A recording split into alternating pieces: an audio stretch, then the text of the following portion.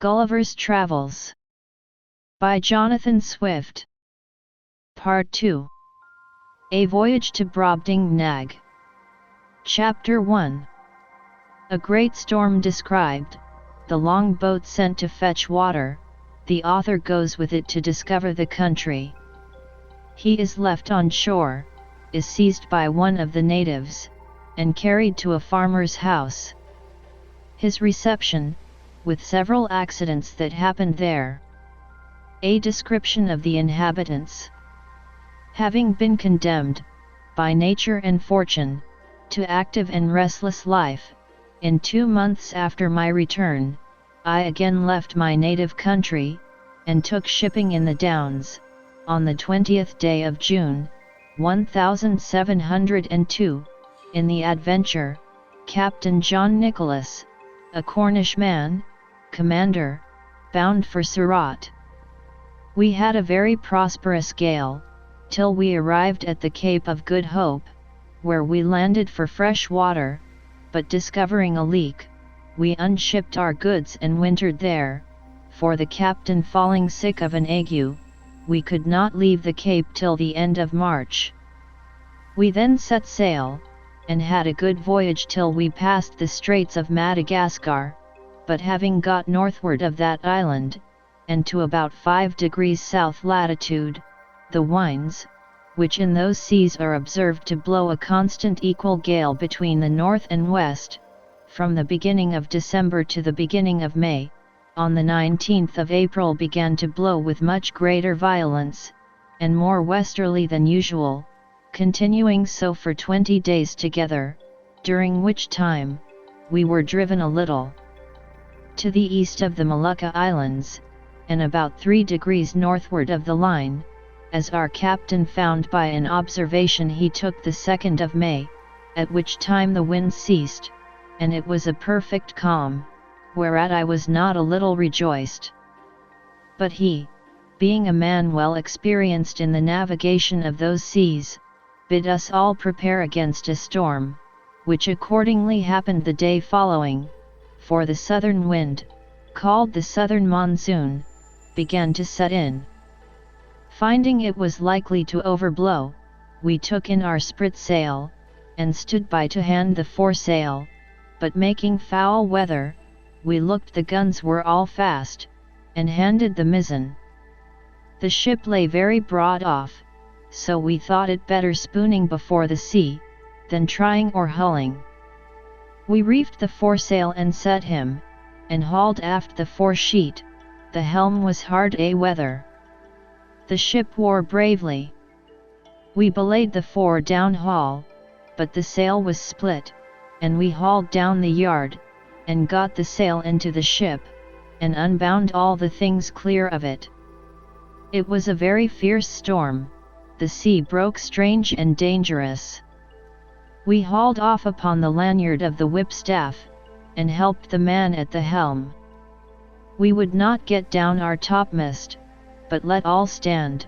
because she scudded before the sea very well, and we knew that the topmast being aloft, the ship was the wholesomer, and made better way through the sea, seeing we had sea room. When the storm was over, we set foresail and mainsail, and brought the ship to. Then we set the mizzen, main topsail, and the fore topsail. Our course was east-northeast, the wind was at southwest. We got the starboard tacks aboard, we cast off our weather braces and lifts, we set in the lee braces, and hauled forward by the weather bowlings, and hauled them tight, and belayed them, and hauled over the mizzen tack to windward, and kept her full and by as near as she would lie. During this storm, which was followed by a strong wind west-southwest, we were carried, by my computation, about 500 leagues to the east, so that the oldest sailor on board could not tell in what part of the world we were. Our provisions held out well, our ship was staunch, and our crew all in good health, but we lay in the utmost distress for water. We thought it best to hold on the same course, rather than turn more northerly, which might have brought us to the northwest part of Great Tartary, and into the frozen sea. On the 16th day of June, 1703, a boy on the topmast discovered land. On the 17th, we came in full view of a great island, or continent,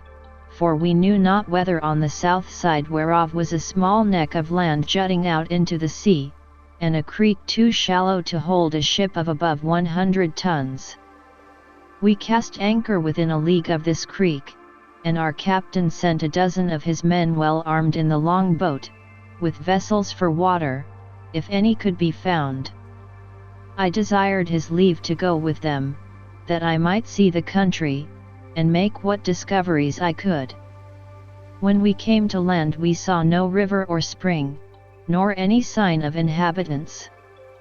Our men therefore wandered on the shore to find out some fresh water near the sea, and I walked alone about a mile on the other side, where I observed the country all barren and rocky. I now began to be weary, and seeing nothing to entertain my curiosity, I returned gently down towards the creek, and the sea being full in my view, I saw our men already got into the boat, and rowing for life to the ship. I was going to holla after them, although it had been to little purpose, when I observed a huge creature walking after them in the sea, as fast as he could. He waded not much deeper than his knees, and took prodigious strides, but our men had the start of him half a league, and, the sea thereabouts being full of sharp-pointed rocks, the monster was not able to overtake the boat. This I was afterwards told, for I durst not stay to see the issue of the adventure, but ran as fast as I could the way I first went, and then climbed up a steep hill, which gave me some prospect of the country. I found it fully cultivated,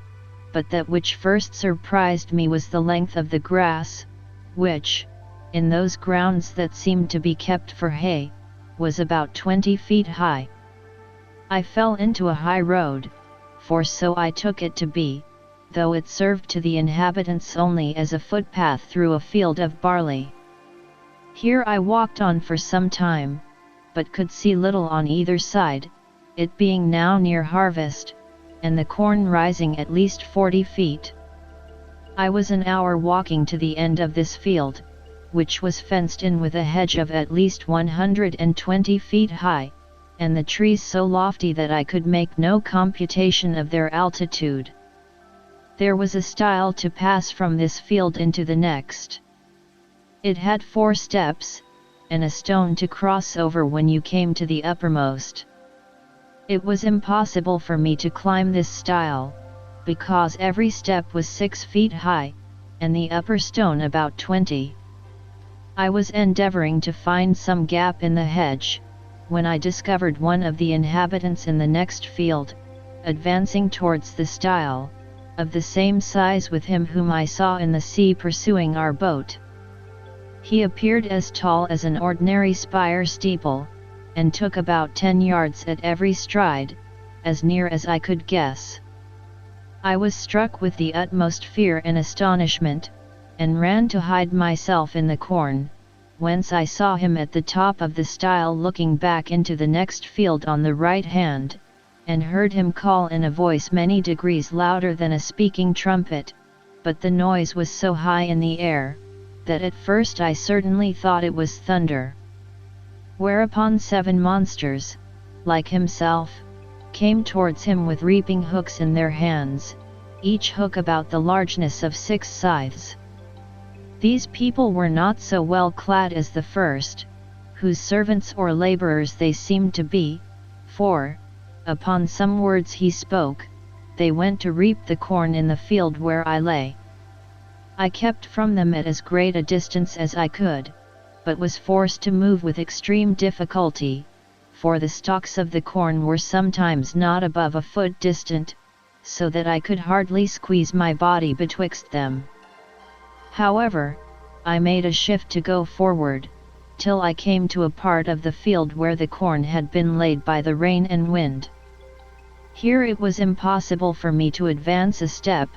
for the stalks were so interwoven, that I could not creep through, and the beards of the fallen ears so strong and pointed, that they pierced through my clothes into my flesh. At the same time, I heard the reapers not 100 yards behind me. Being quite dispirited with toil, and wholly overcome by grief and despair, I lay down between two ridges, and heartily wished I might there end my days. I bemoaned my desolate widow and fatherless children. I lamented my own folly and wilfulness, in attempting a second voyage, against the advice of all my friends and relations. In this terrible agitation of mind, I could not forbear thinking of Lilliput, whose inhabitants looked upon me as the greatest prodigy that ever appeared in the world, where I was able to draw an imperial fleet in my hand, and perform those other actions, which will be recorded forever in the chronicles of that empire, while posterity shall hardly believe them, although attested by millions. I reflected what a mortification it must prove to me, to appear as inconsiderable in this nation, as one single Lilliputian would be among us. But this I conceived was to be the least of my misfortunes, for, as human creatures are observed to be more savage and cruel in proportion to their bulk, what could I expect but to be a morsel in the mouth of the first among these enormous barbarians that should happen to seize me? Undoubtedly philosophers are in the right, when they tell us that nothing is great or little otherwise than by comparison. It might have pleased fortune, to have let the Lilliputians find some nation, where the people were as diminutive with respect to them, as they were to me. And who knows but that even this prodigious race of mortals might be equally overmatched in some distant part of the world, whereof we have yet no discovery. Scared and confounded as I was, I could not forbear going on with these reflections, when one of the reapers, approaching within 10 yards of the ridge where I lay, made me apprehend that with the next step I should be squashed to death under his foot, or cut in two with his reaping hook. And therefore, when he was again about to move, I screamed as loud as fear could make me, whereupon the huge creature trod short, and, looking round about under him for some time, at last espied me as I lay on the ground. He considered a while, with the caution of one who endeavours to lay hold on a small dangerous animal in such a manner that it shall not be able either to scratch or bite him, as I myself have sometimes done with a weasel in England. At length he ventured to take me behind, by the middle, between his forefinger and thumb, and brought me within 3 yards of his eyes, that he might behold my shape more perfectly. I guessed his meaning, and my good fortune gave me so much presence of mind, that I resolved not to struggle in the least as he held me in the air above 60 feet from the ground, although he grievously pinched my sides, for fear I should slip through his fingers. All I ventured was to raise mine eyes towards the sun, and place my hands together in a supplicating posture, and to speak some words in a humble melancholy tone, suitable to the condition I then was in, for I apprehended every moment that he would dash me against the ground, as we usually do any little hateful animal, which we have a mind to destroy. But my good star would have it,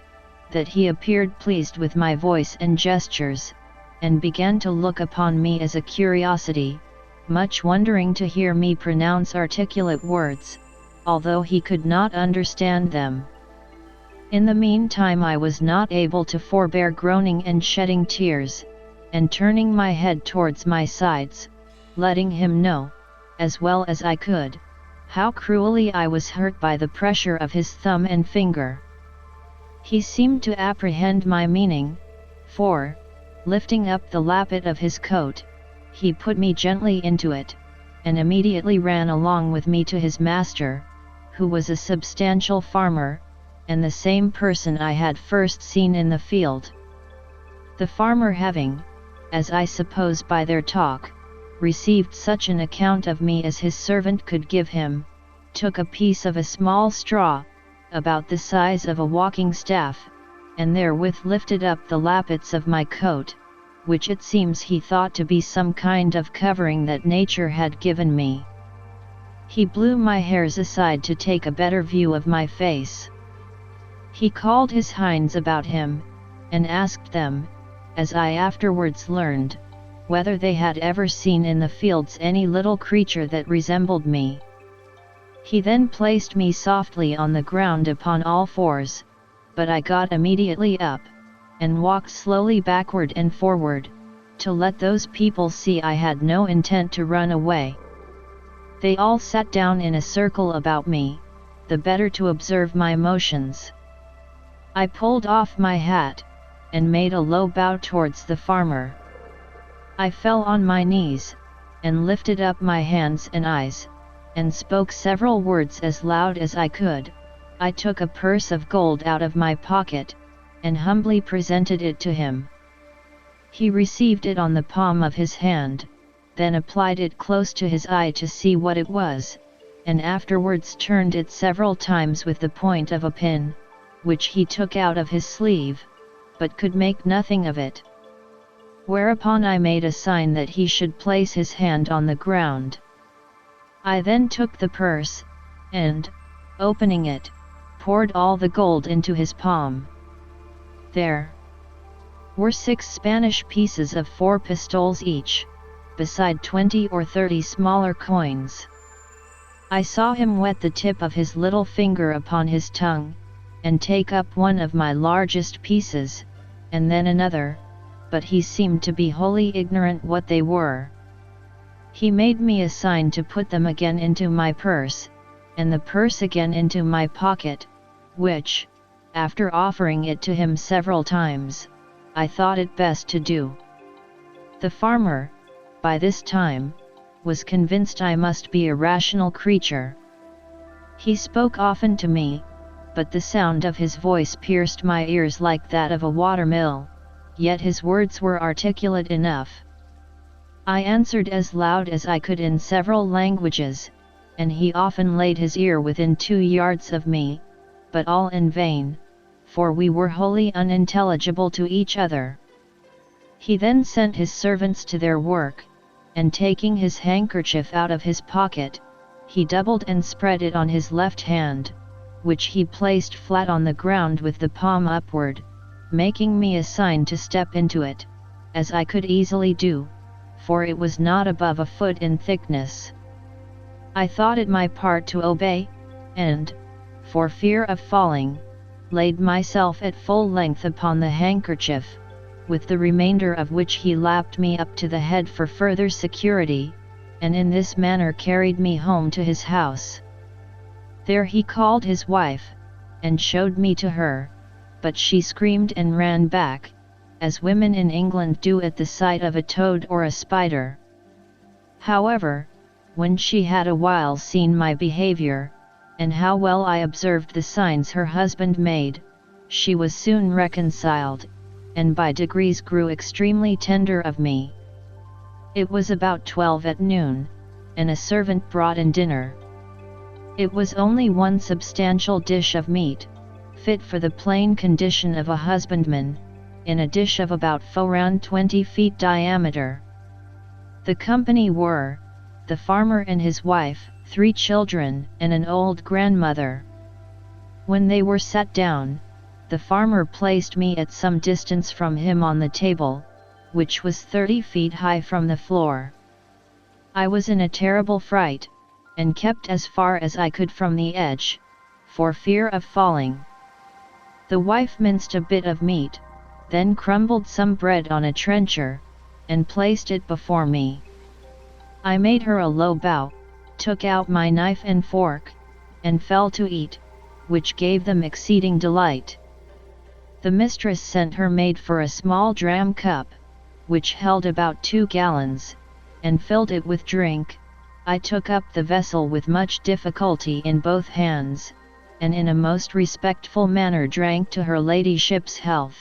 expressing the words as loud as I could in English, which made the company laugh so heartily, that I was almost deafened with the noise. This liquor tasted like a small cider, and was not unpleasant. Then the master made me a sign to come to his trencher side, but as I walked on the table, being in great surprise all the time, as the indulgent reader will easily conceive and excuse, I happened to stumble against a crust, and fell flat on my face, but received no hurt. I got up immediately, and observing the good people to be in much concern, I took my hat, which I held under my arm out of good manners, and waving it over my head, made 3 huzzas, to show I had got no mischief by my fall. But advancing forward towards my master, as I shall henceforth call him, his youngest son, who sat next to him, an arch boy of about 10 years old, took me up by the legs, and held me so high in the air, that I trembled every limb, but his father snatched me from him, and at the same time gave him such a box on the left ear, as would have felled an European troop of horse to the earth, ordering him to be taken from the table. But being afraid the boy might owe me a spite, and well remembering how mischievous all children among us naturally are to sparrows, rabbits, young kittens, and puppy dogs, I fell on my knees, and pointing to the boy, made my master to understand, as well as I could, that I desired his son might be pardoned. The father complied, and the lad took his seat again, whereupon I went to him, and kissed his hand, which my master took, and made him stroke me gently with it. In the midst of dinner, my mistress's favorite cat leaped into her lap. I heard a noise behind me like that of a dozen stocking weavers at work, and turning my head, I found it proceeded from the purring of that animal, who seemed to be 3 times larger than an ox, as I computed by the view of her head, and one of her paws, while her mistress was feeding and stroking her. The fierceness of this creature's countenance altogether discomposed me, though I stood at the farther end of the table, above 50 feet off, and although my mistress held her fast, for fear she might give a spring, and seize me in her talons. But it happened there was no danger, for the cat took not the least notice of me when my master placed me within 3 yards of her.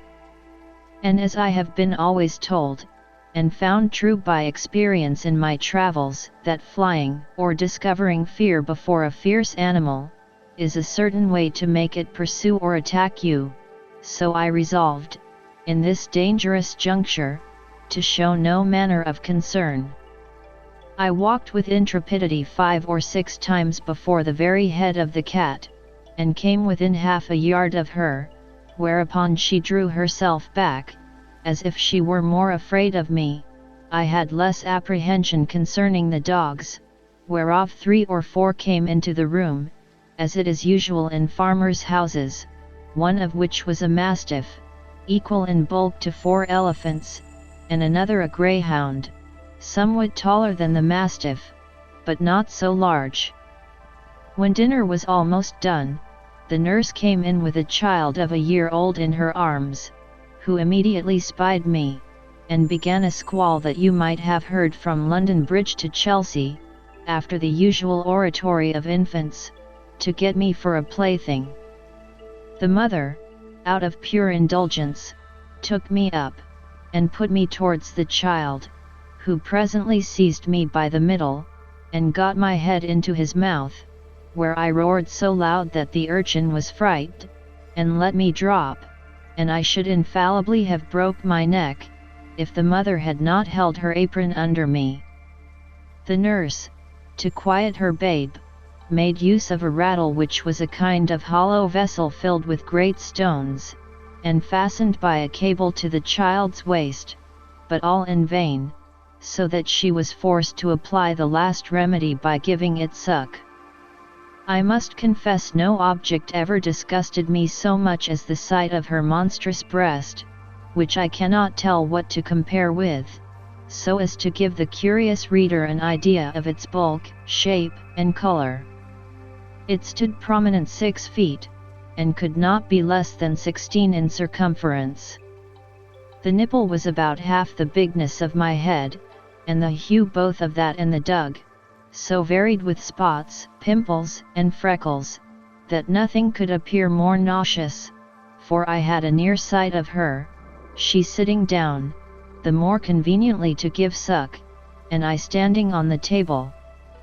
This made me reflect upon the fair skins of our English ladies, who appear so beautiful to us, only because they are of our own size, and their defects not to be seen but through a magnifying glass, where we find by experiment that the smoothest and whitest skins look rough, and coarse, and ill-colored. I remember when I was at Lilliput, the complexion of those diminutive people appeared to me the fairest in the world, and talking upon this subject with a person of learning there, who was an intimate friend of mine, he said that my face appeared much fairer and smoother when he looked on me from the ground, than it did upon a nearer view, when I took him up in my hand, and brought him close, which he confessed was at first a very shocking sight. He said, he could discover great holes in my skin,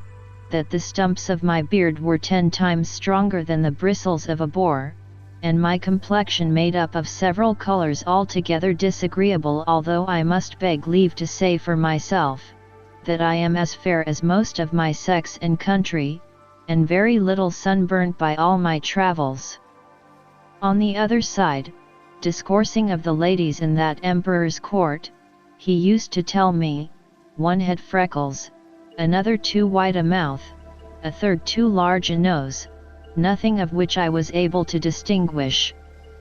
I confess this reflection was obvious enough, which, however, I could not forbear, lest the reader might think those vast creatures were actually deformed, for I must do them the justice to say, they are a comely race of people, and particularly the features of my master's countenance, although he was but a farmer, when I beheld him from the height of 60 feet, appeared very well proportioned. When dinner was done, my master went out to his labourers, and, as I could discover by his voice and gesture, gave his wife strict charge to take care of me. I was very much tired, and disposed to sleep,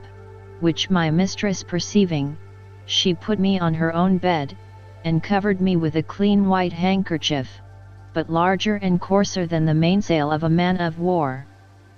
I slept about 2 hours, and dreamt I was at home with my wife and children,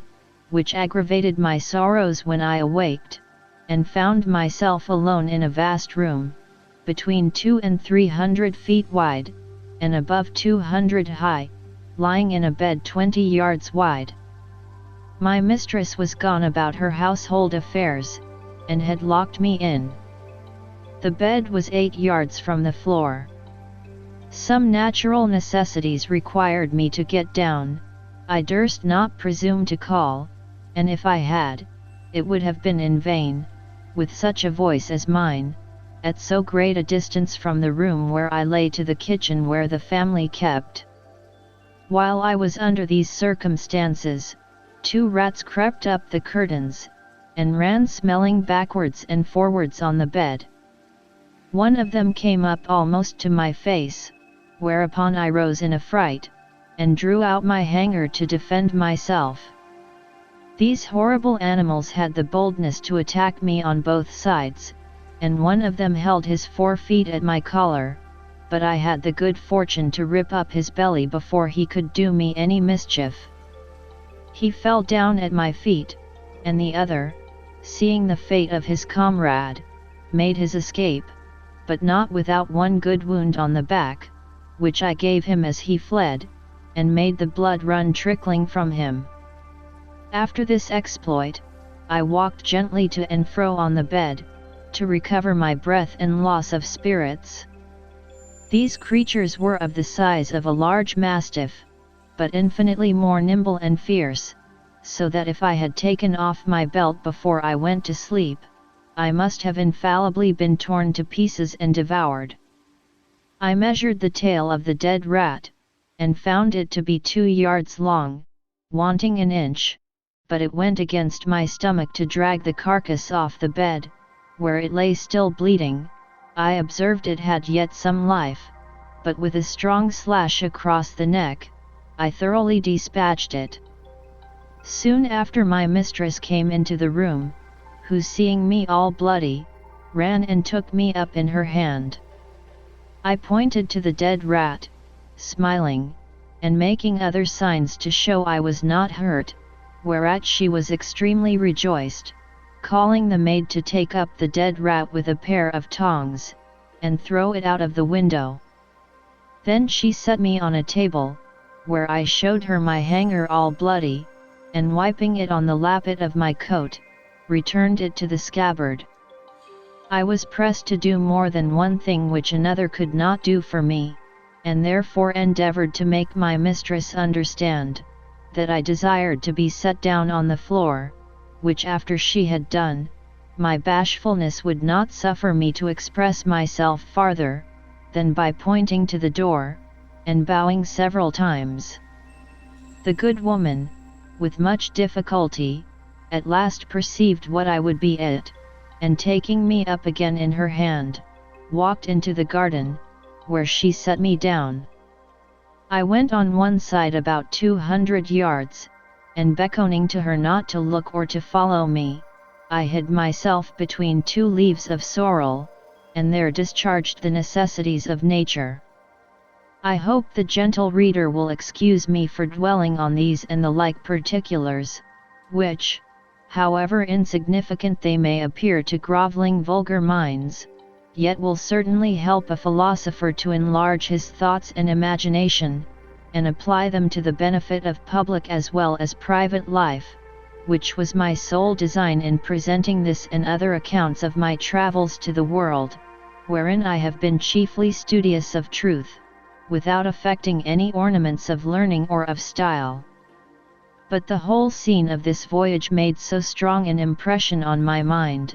and is so deeply fixed in my memory, that, in committing it to paper I did not omit one material circumstance.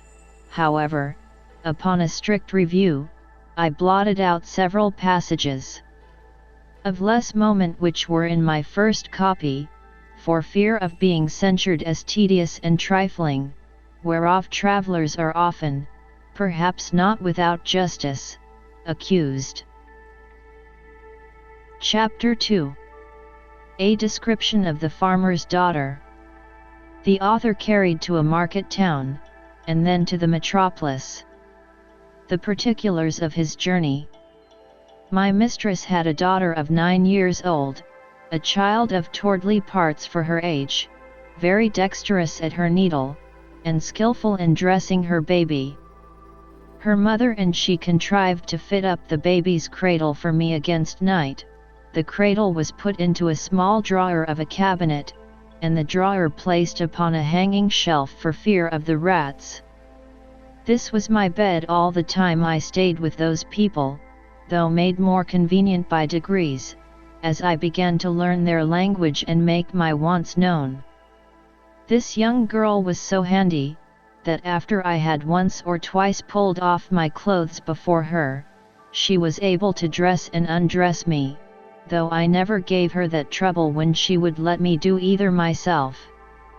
She made me 7 shirts, and some other linen, of as fine cloth as could be got, which indeed was coarser than sackcloth, and these she constantly washed for me with her own hands. She was likewise my school mistress, to teach me the language. When I pointed to anything, she told me the name of it in her own tongue, so that in a few days I was able to call for whatever I had a mind to. She was very good-natured, and not above 40 feet high, being little for her age. She gave me the name of Grildrig, which the family took up, and afterwards the whole kingdom. The word imports what the Latins call nonunculus, the Italians homuncelatino, and the English mannikin. To her I chiefly owe my preservation in that country. We never parted while I was there. I called her my Glumdalclitch, or little nurse, and should be guilty of great ingratitude, if I omitted this honourable mention of her care and affection towards me, which I heartily wish it lay in my power to requite as she deserves, instead of being the innocent, but unhappy instrument of her disgrace, as I have too much reason to fear. It now began to be known and talked of in the neighbourhood, that my master had found a strange animal in the field, about the bigness of a splachnook, but exactly shaped in every part like a human creature, which it likewise imitated in all its actions, seemed to speak in a little language of its own, had already learned several words of theirs, went erect upon 2 legs, was tame and gentle, would come when it was called, do whatever it was bid, had the finest limbs in the world, and a complexion fairer than a nobleman's daughter of 3 years old. Another farmer, who lived hard by, and was a particular friend of my master, came on a visit on purpose to inquire into the truth of this story. I was immediately produced, and placed upon a table, where I walked as I was commanded, drew my hanger, put it up again, made my reverence to my master's guest, asked him in his own language how he did, and told him he was welcome, just as my little nurse had instructed me. This man, who was old and dim-sighted, put on his spectacles to behold me better, at which I could not forbear laughing very heartily, for his eyes appeared like the full moon shining into a chamber at 2 windows. Our people, who discovered the cause of my mirth, bore me company in laughing, at which the old fellow was fool enough to be angry and out of countenance. He had the character of a great miser, and, to my misfortune, he well deserved it, by the cursed advice he gave my master, to show me as a sight upon a market day in the next town, which was half an hour's riding, about 22 miles from our house. I guessed there was some mischief when I observed my master and his friend whispering together, sometimes pointing at me, and my fears made me fancy that I overheard and understood some of their words. But the next morning Glumdalclitch, my little nurse, told me the whole matter, which she had cunningly picked out from her mother. The poor girl laid me on her bosom, and fell a-weeping with shame and grief. She apprehended some mischief would happen to me from rude vulgar folks, who might squeeze me to death, or break one of my limbs by taking me in their hands. She had also observed how modest I was in my nature, how nicely I regarded my honour, and what an indignity I should conceive it, to be exposed for money as a public spectacle, to the meanest of the people. She said, her papa and mamma had promised that Grildrig should be hers, but now she found they meant to serve her as they did last year, when they pretended to give her a lamb, and yet, as soon as it was fat, sold it to a butcher. For my own part, I may truly affirm, that I was less concerned than my nurse. I had a strong hope, which never left me, that I should one day recover my liberty, and as to the ignominy of being carried about for a monster, I considered myself to be a perfect stranger in the country, and that such a misfortune could never be charged upon me as a reproach, if ever I should return to England, since the King of Great Britain himself, in my condition, must have undergone the same distress. My master, pursuant to the advice of his friend, carried me in a box the next market day to the neighbouring town, and took along with him his little daughter, my nurse, upon a pillion behind him. The box was close on every side, with a little door for me to go in and out, and a few gimlet holes to let in air.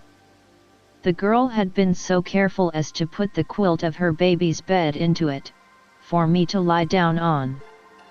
However, I was terribly shaken and discomposed in this journey, though it was but of half an hour,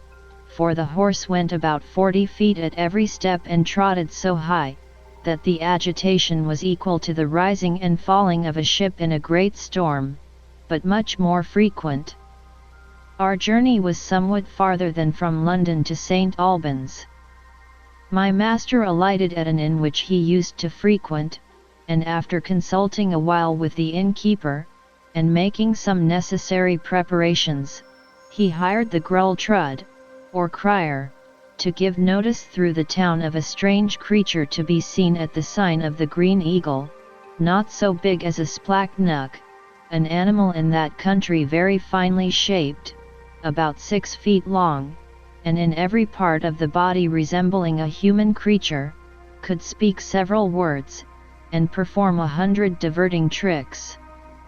I was placed upon a table in the largest room of the inn, which might be near 300 feet square.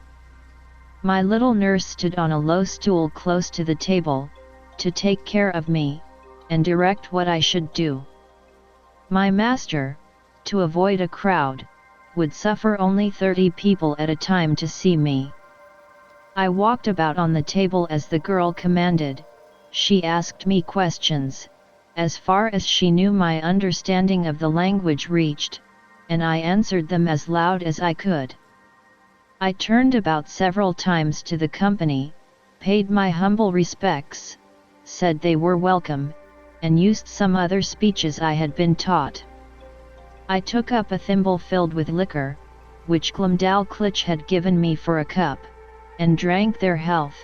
I drew out my hanger, and flourished with it after the manner of fencers in England.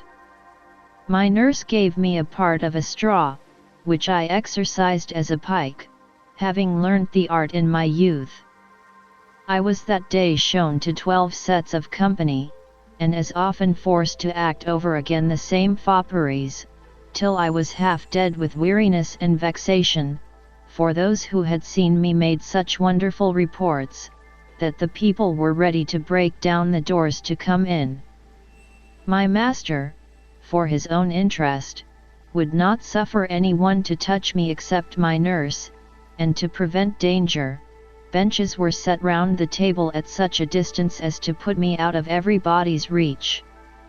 However, an unlucky schoolboy aimed a hazelnut directly at my head, which very narrowly missed me, otherwise it came with so much violence,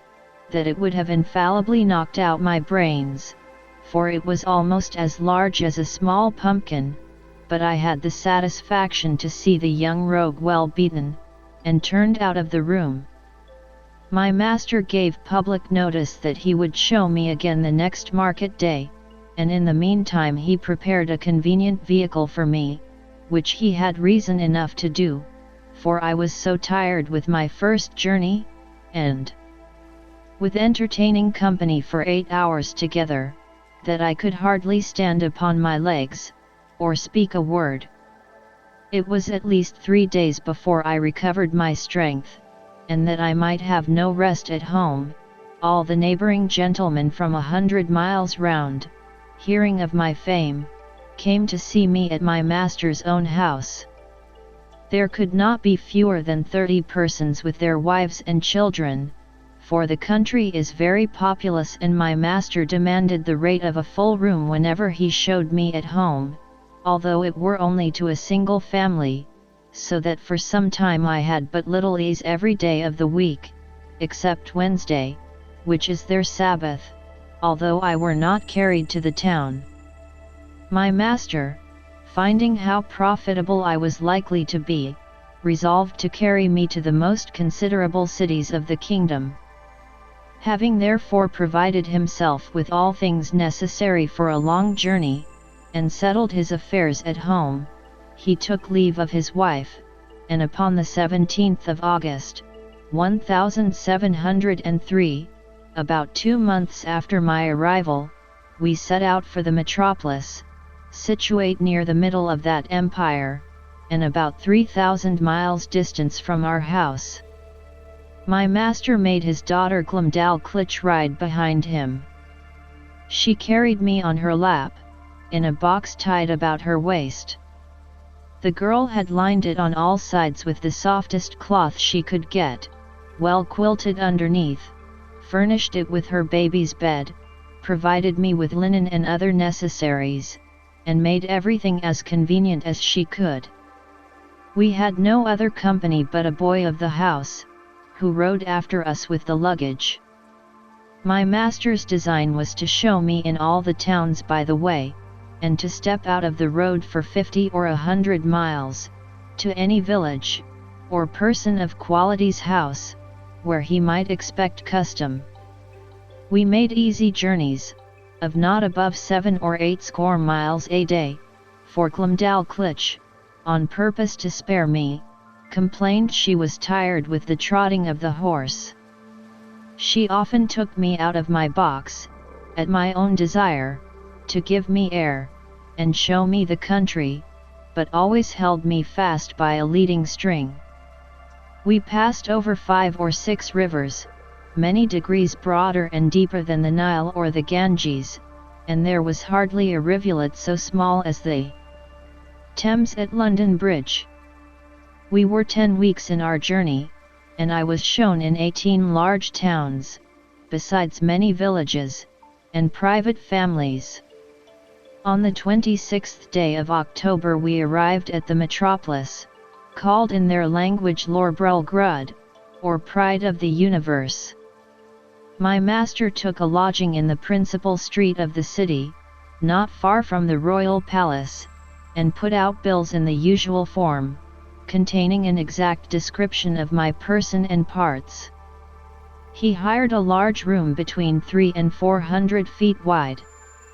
He provided a table 60 feet in diameter, upon which I was to act my part, and palisaded it round 3 feet from the edge, and as many high, to prevent my falling over. I was shown 10 times a day, to the wonder and satisfaction of all people. I could now speak the language tolerably well, and perfectly understood every word that was spoken to me. Besides, I had learnt their alphabet, and could make a shift to explain a sentence here and there, for Glumdalclitch had been my instructor while we were at home, and at leisure hours during our journey. She carried a little book in her pocket, not much larger than a Sanson's atlas. It was a common treatise for the use of young girls, giving a short account of their religion. Out of this she taught me my letters, and interpreted the words. Chapter 3. The author sent for to court. The queen buys him of his master the farmer, and presents him to the king. He disputes with his majesty's great scholars. An apartment at court provided for the author. He is in high favor with the queen. He stands up for the honor of his own country. His quarrels with the queen's dwarf. The frequent labors I underwent every day, made, in a few weeks, a very considerable change in my health. The more my master got by me, the more insatiable he grew. I had quite lost my stomach, and was almost reduced to a skeleton. The farmer observed it, and concluding I must soon die, resolved to make as good a hand of me as he could. While he was thus reasoning and resolving with himself, a sardrul, or gentleman usher, came from court, commanding my master to carry me immediately thither for the diversion of the queen and her ladies. Some of the latter had already been to see me, and reported strange things of my beauty, behavior, and good sense. Her Majesty, and those who attended her, were beyond measure delighted with my demeanor. I fell on my knees, and begged the honor of kissing her imperial foot, but this gracious princess held out her little finger towards me, after I was set on the table, which I embraced in both my arms, and put the tip of it with the utmost respect to my lip. She made me some general questions about my country and my travels, which I answered as distinctly, and in as few words as I could. She asked whether I could be content to live at court. I bowed down to the board of the table, and humbly answered that I was my master's slave, but, if I were at my own disposal, I should be proud to devote my life to Her Majesty's service. She then asked my master whether he was willing to sell me at a good price. He, who apprehended I could not live a month,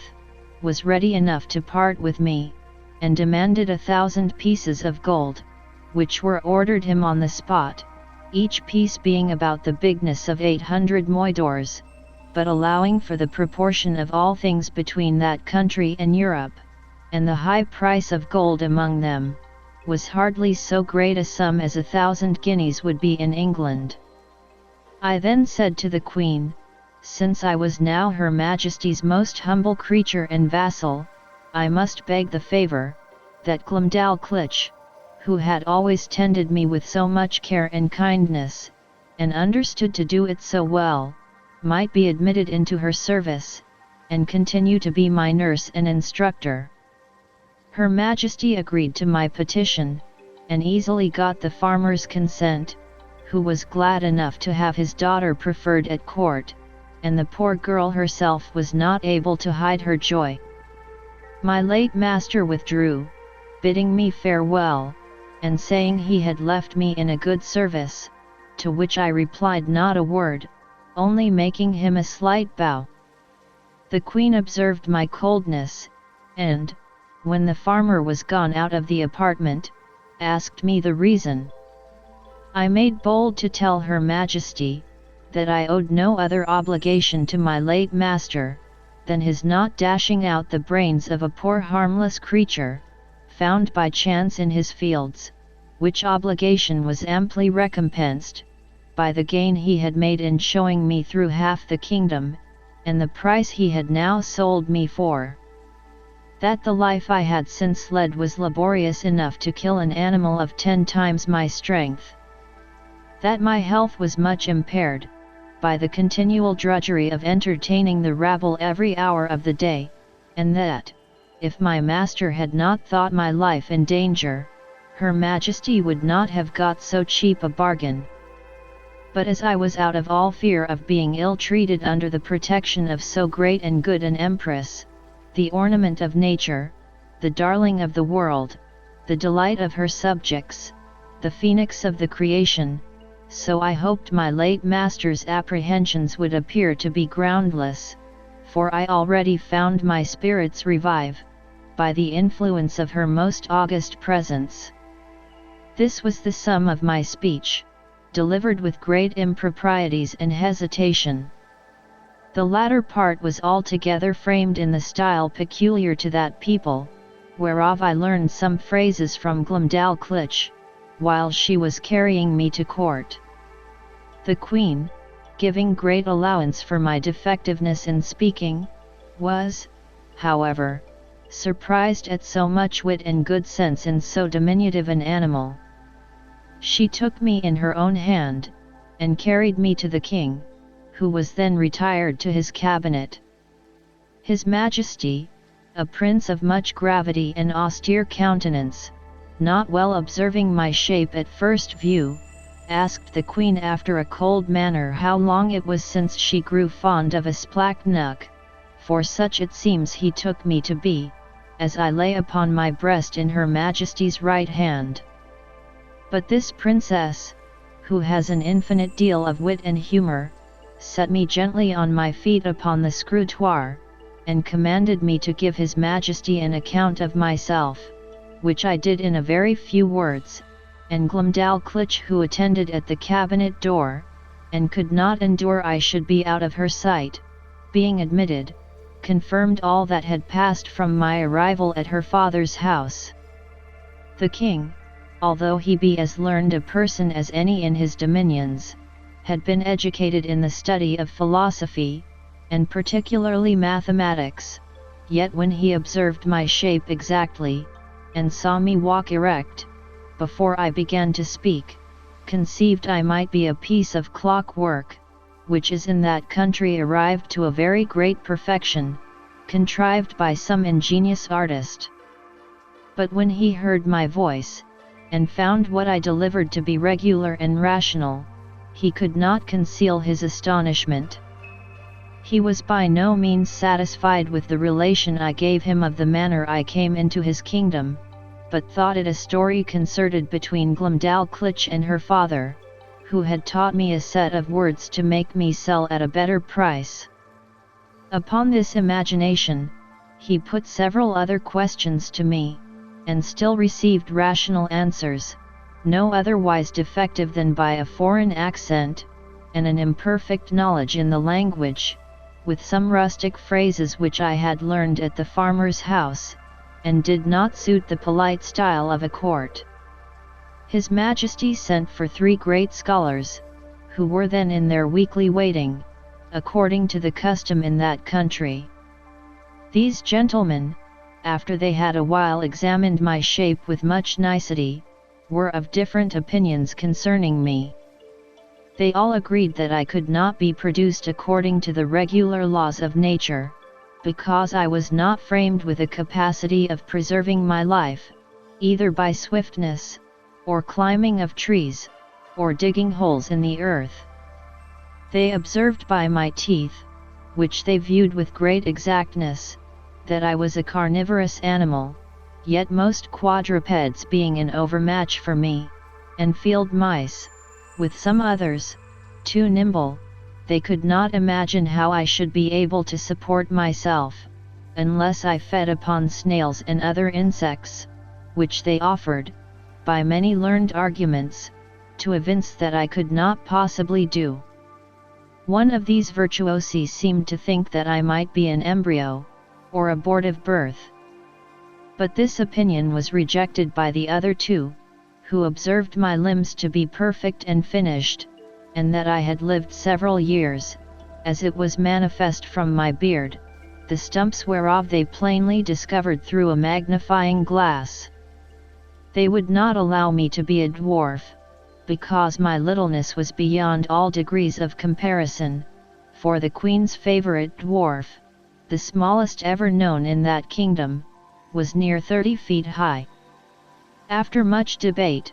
they concluded unanimously, that I was only relplum scalcath, which is interpreted literally lusus naturae, a determination exactly agreeable to the modern philosophy of Europe, whose professors, disdaining the old evasion of occult causes, whereby the followers of Aristotle endeavored in vain to disguise their ignorance, have invented this wonderful solution of all difficulties, to the unspeakable advancement of human knowledge. After this decisive conclusion, I entreated to be heard a word or 2. I applied myself to the king, and assured his Majesty, that I came from a country which abounded with several millions of both sexes, and of my own stature, where the animals, trees, and houses, were all in proportion, and where, by consequence, I might be as able to defend myself, and to find sustenance, as any of His Majesty's subjects could do here,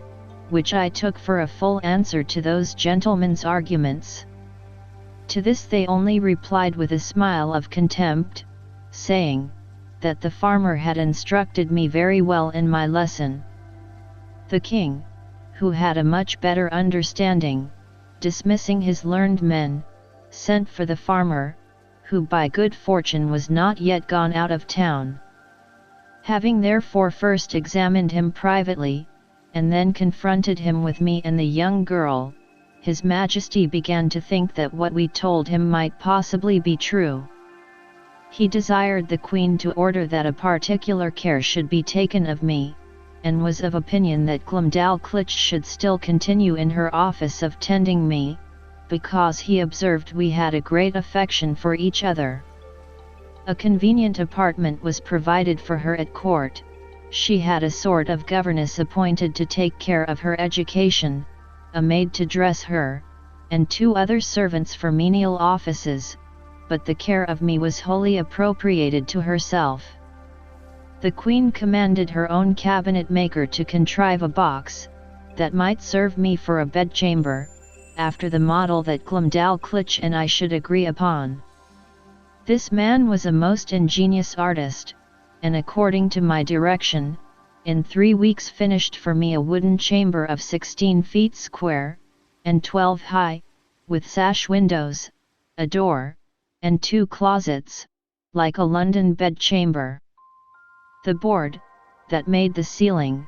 was to be lifted up and down by 2 hinges, to put in a bed ready furnished by Her Majesty's upholsterer, which Glumdalclitch took out every day to air, made it with her own hands, and letting it down at night, locked up the roof over me. A nice workman, who was famous for little curiosities, undertook to make me 2 chairs with backs and frames, of a substance not unlike ivory, and 2 tables, with a cabinet to put my things in. The room was quilted on all sides, as well as the floor and the ceiling, to prevent any accident from the carelessness of those who carried me, and to break the force of a jolt, when I went in a coach. I desired a lock for my door, to prevent rats and mice from coming in. The smith,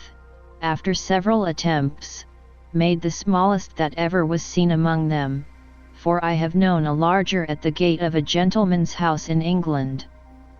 I made a shift to keep the key in a pocket of my own, fearing Glumdalclitch might lose it. The Queen likewise ordered the thinnest silks that could be gotten, to make me clothes, not much thicker than an English blanket, very cumbersome till I was accustomed to them. They were after the fashion of the kingdom, partly resembling the Persian, and partly the Chinese, and are a very grave and decent habit.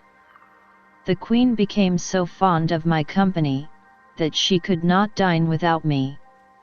I had a table placed upon the same at which Her Majesty ate, just at her left elbow, and a chair to sit on. Glumdalclitch stood on a stool on the floor near my table, to assist and take care of me. I had an entire set of silver dishes and plates, and other necessaries, which, in proportion to those of the Queen, were not much bigger than what I have seen in a London toy shop for the furniture of a baby house. These my little nurse kept in her pocket in a silver box, and gave me at meals as I wanted them, always cleaning them herself. No person dined with the Queen but the 2 princesses royal, the eldest 16 years old, and the younger at that time 13 and a month. Her Majesty used to put a bit of meat upon one of my dishes, out of which I carved for myself, and her diversion was to see me eat in miniature, for the Queen, who had indeed but a weak stomach, took up, at one mouthful, as much as a dozen English farmers could eat at a meal, which to me was for some time a very nauseous sight. She would crunk the wing of a lark, bones and all, between her teeth, although it were 9 times as large as that of a full-grown turkey, and put a bit of bread into her mouth as big as 2 12-penny loaves. She drank out of a golden cup, above a hogshead at a draught.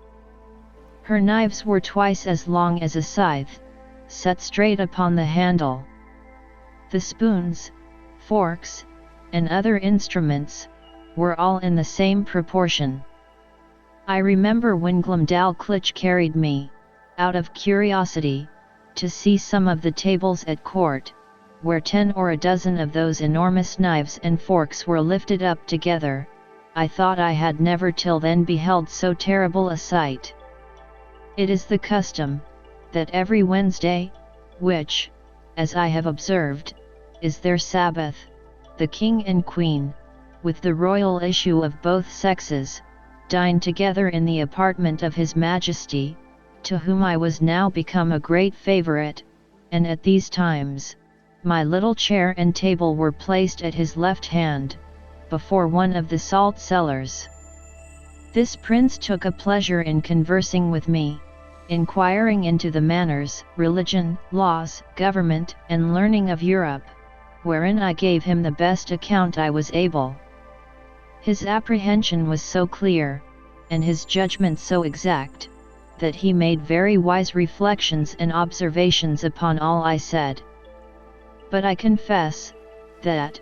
after I had been a little too copious in talking of my own beloved country, of our trade and wars by sea and land, of our schisms in religion, and parties in the state, the prejudices of his education prevailed so far, that he could not forbear taking me up in his right hand, and stroking me gently with the other,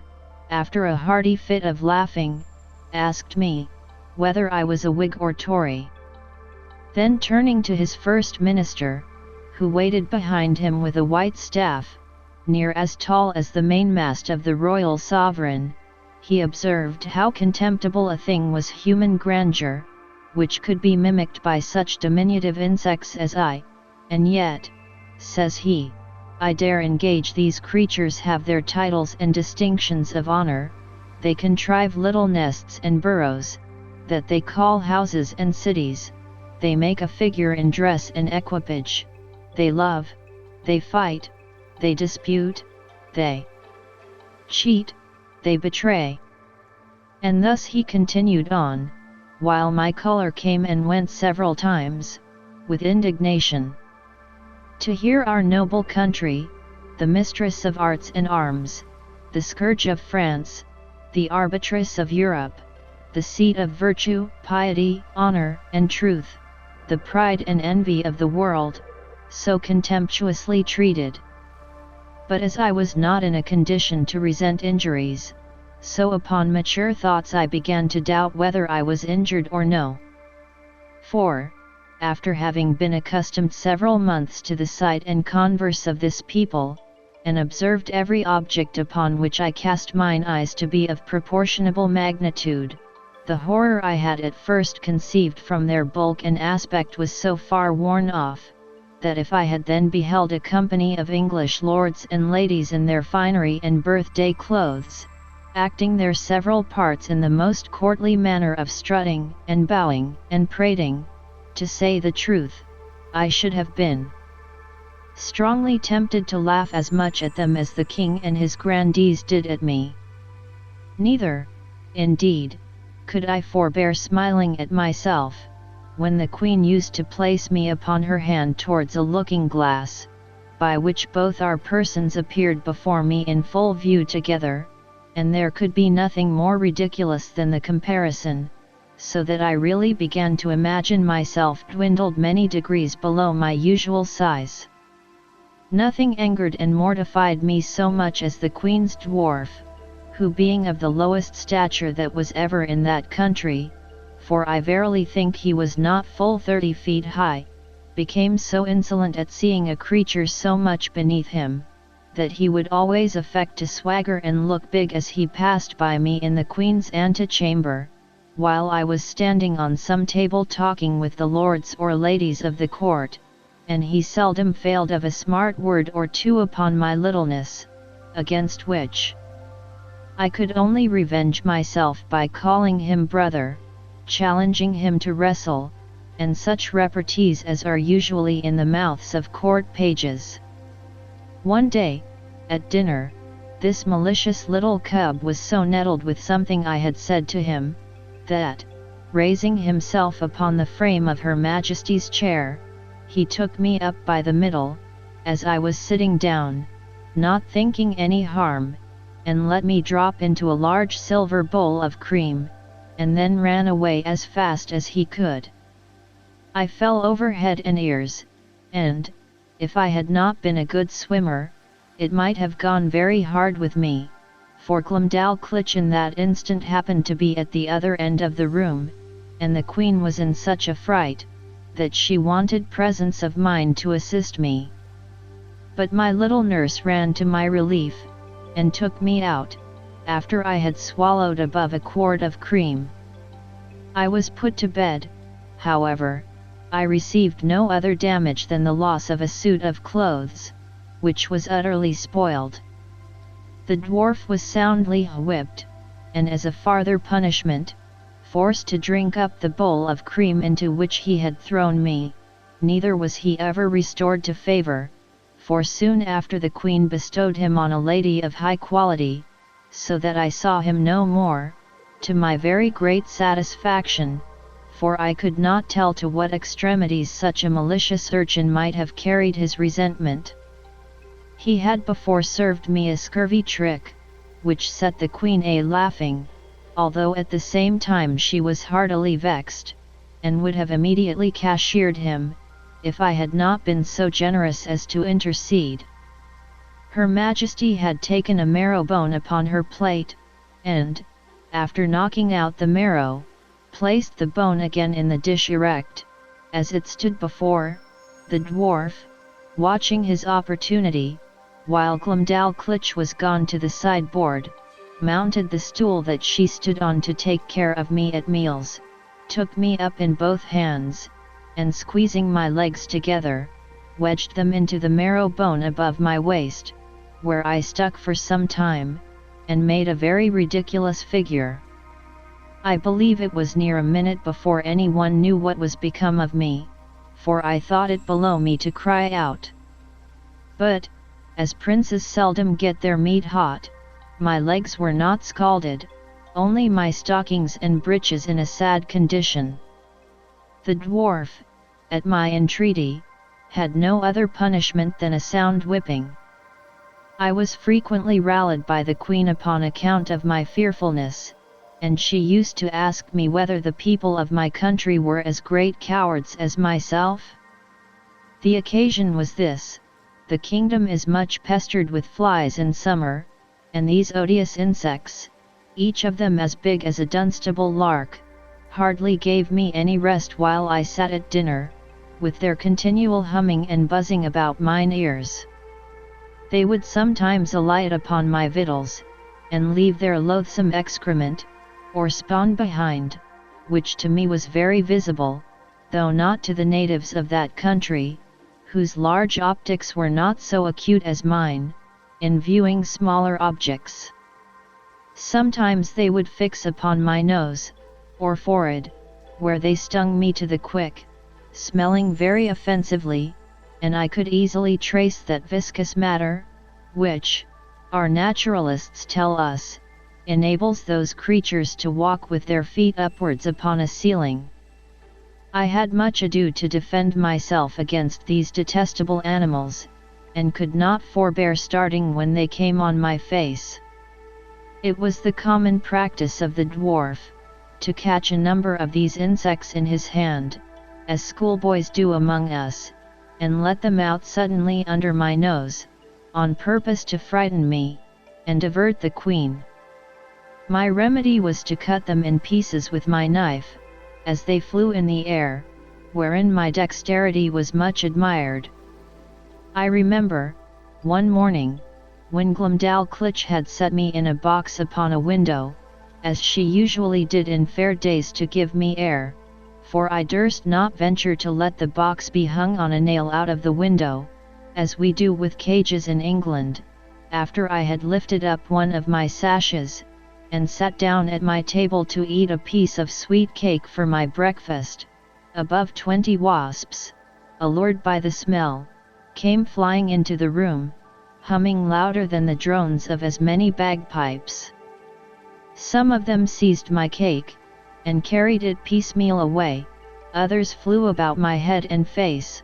confounding me with the noise, and putting me in the utmost terror of their stings.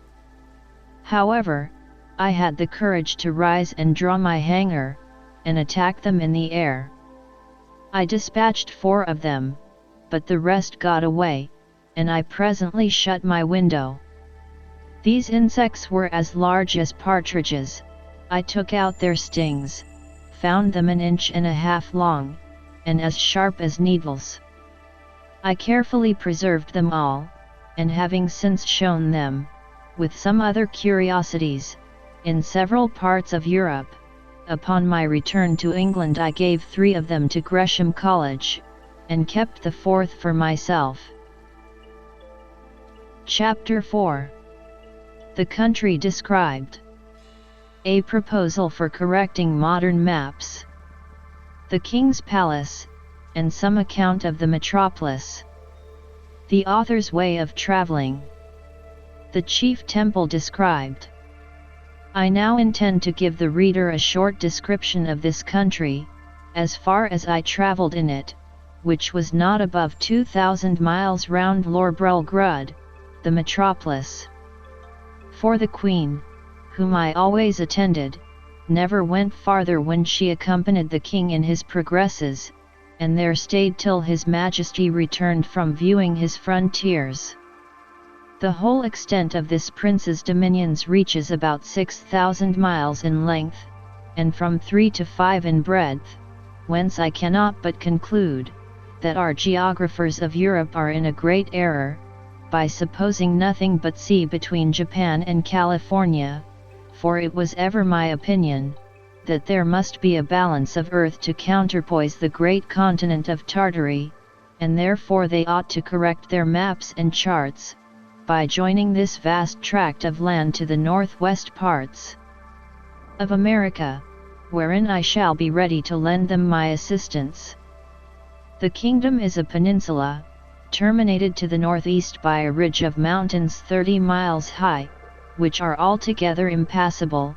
by reason of the volcanoes upon the tops. Neither do the most learned know what sort of mortals inhabit beyond those mountains, or whether they be inhabited at all.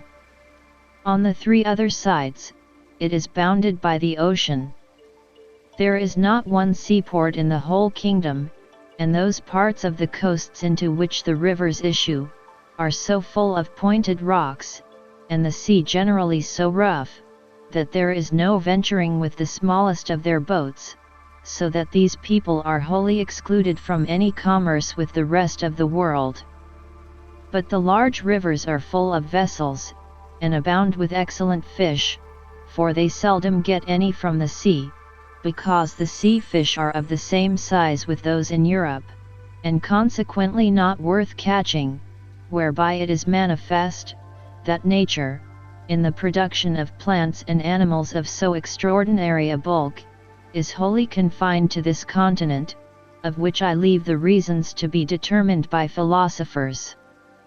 However, now and then they take a whale that happens to be dashed against the rocks, which the common people feed on heartily.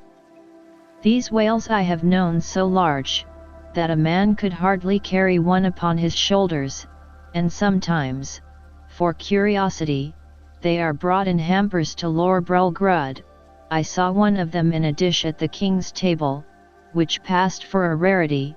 but I did not observe he was fond of it, for I think, indeed, the bigness disgusted him, although I have seen one somewhat larger in Greenland. The country is well inhabited, for it contains 51 cities, near 100 walled towns, and a great number of villages.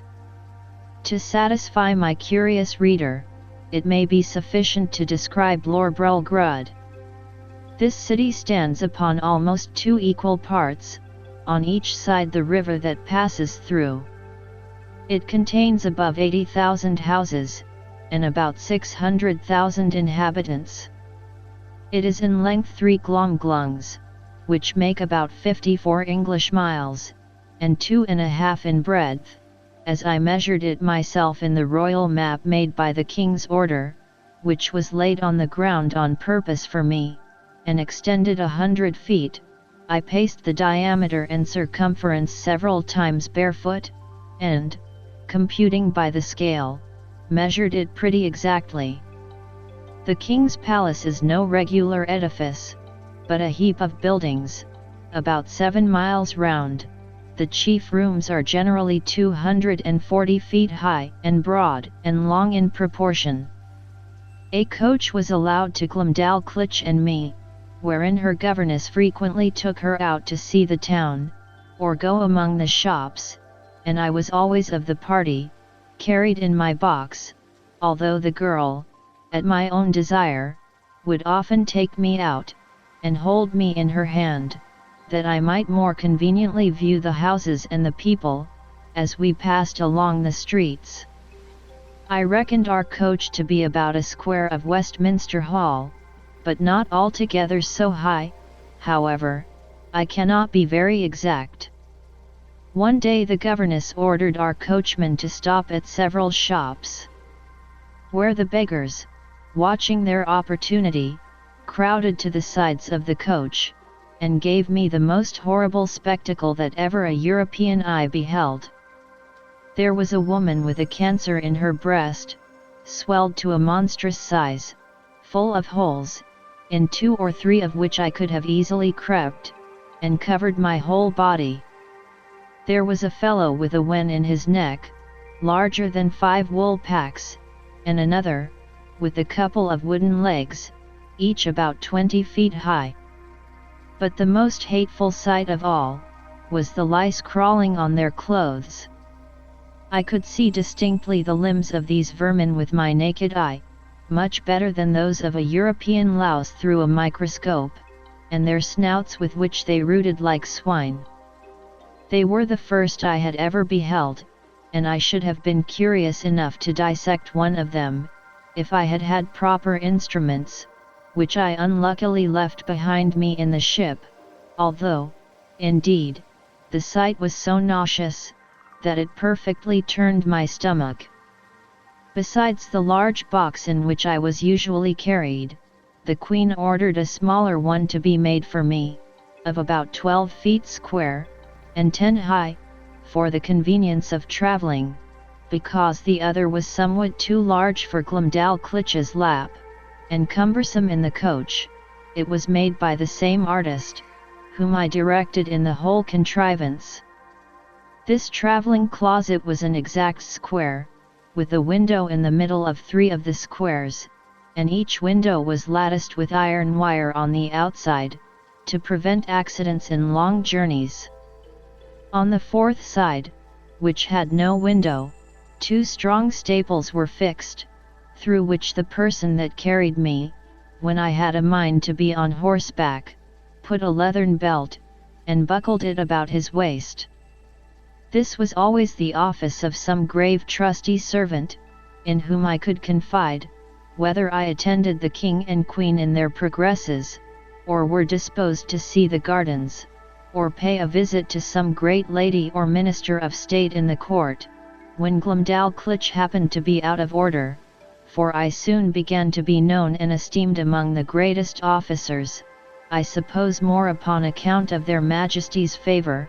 than any merit of my own. In journeys, when I was weary of the coach, a servant on horseback would buckle on my box, and place it upon a cushion before him, and there I had a full prospect of the country on 3 sides, from my 3 windows. I had, in this closet, a field bed and a hammock, hung from the ceiling, 2 chairs and a table, neatly screwed to the floor, to prevent being tossed about by the agitation of the horse or the coach. And having been long used to sea voyages, those motions, although sometimes very violent, did not much discompose me.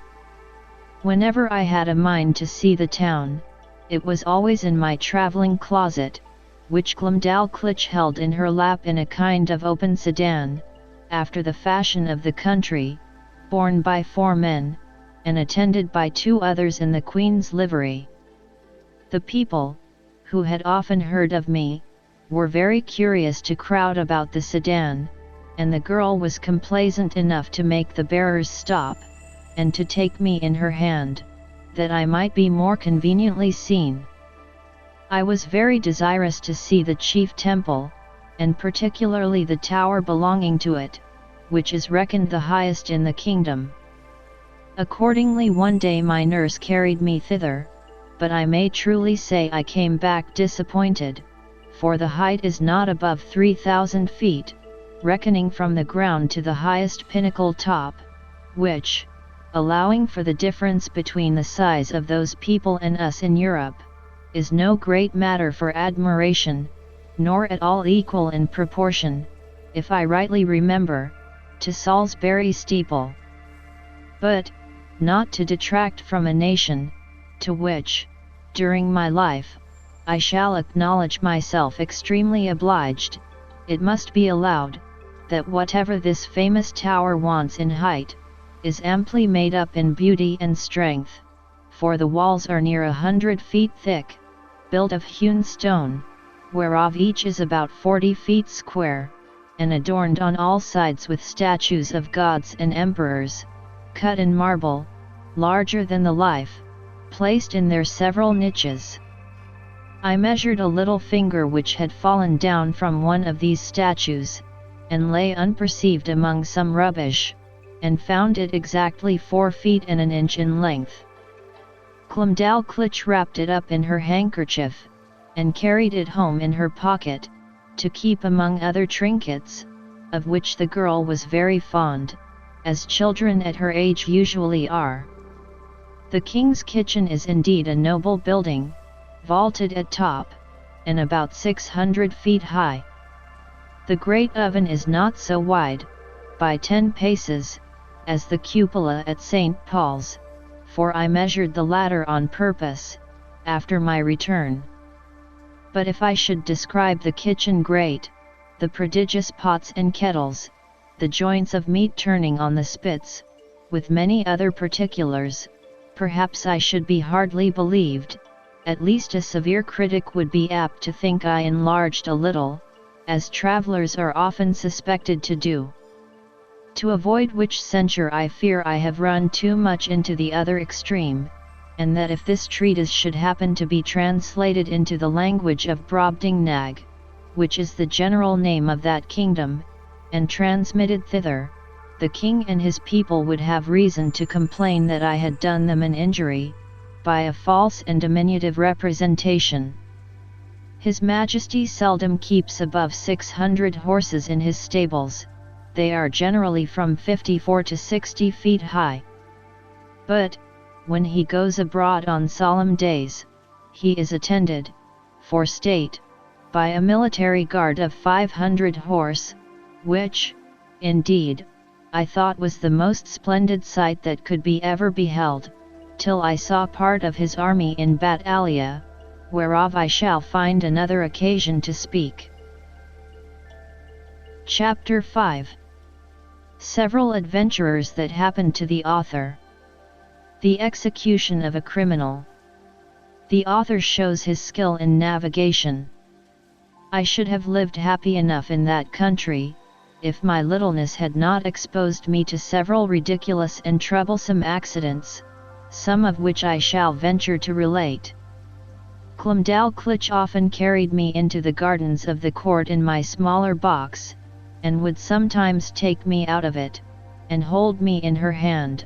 or set me down to walk. I remember, before the dwarf left the queen, he followed us one day into those gardens, and my nurse having set me down, he and I being close together, near some dwarf apple trees, I must needs show my wit, by a silly allusion between him and the trees, which happens to hold in their language as it does in ours. Whereupon, the malicious rogue, watching his opportunity, when I was walking under one of them, shook it directly over my head, by which a dozen apples, each of them near as large as a Bristol barrel, came tumbling about my ears. One of them hit me on the back as I chanced to stoop, and knocked me down flat on my face, but I received no other hurt,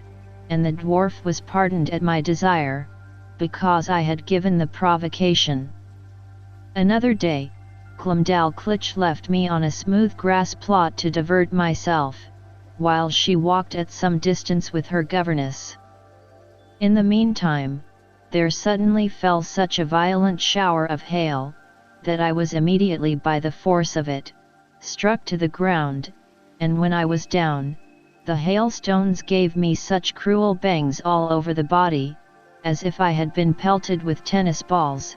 However, I made a shift to creep on all fours, and shelter myself, by lying flat on my face, on the lee side of a border of lemon thyme, but so bruised from head to foot, that I could not go abroad in 10 days. Neither is this at all to be wondered at,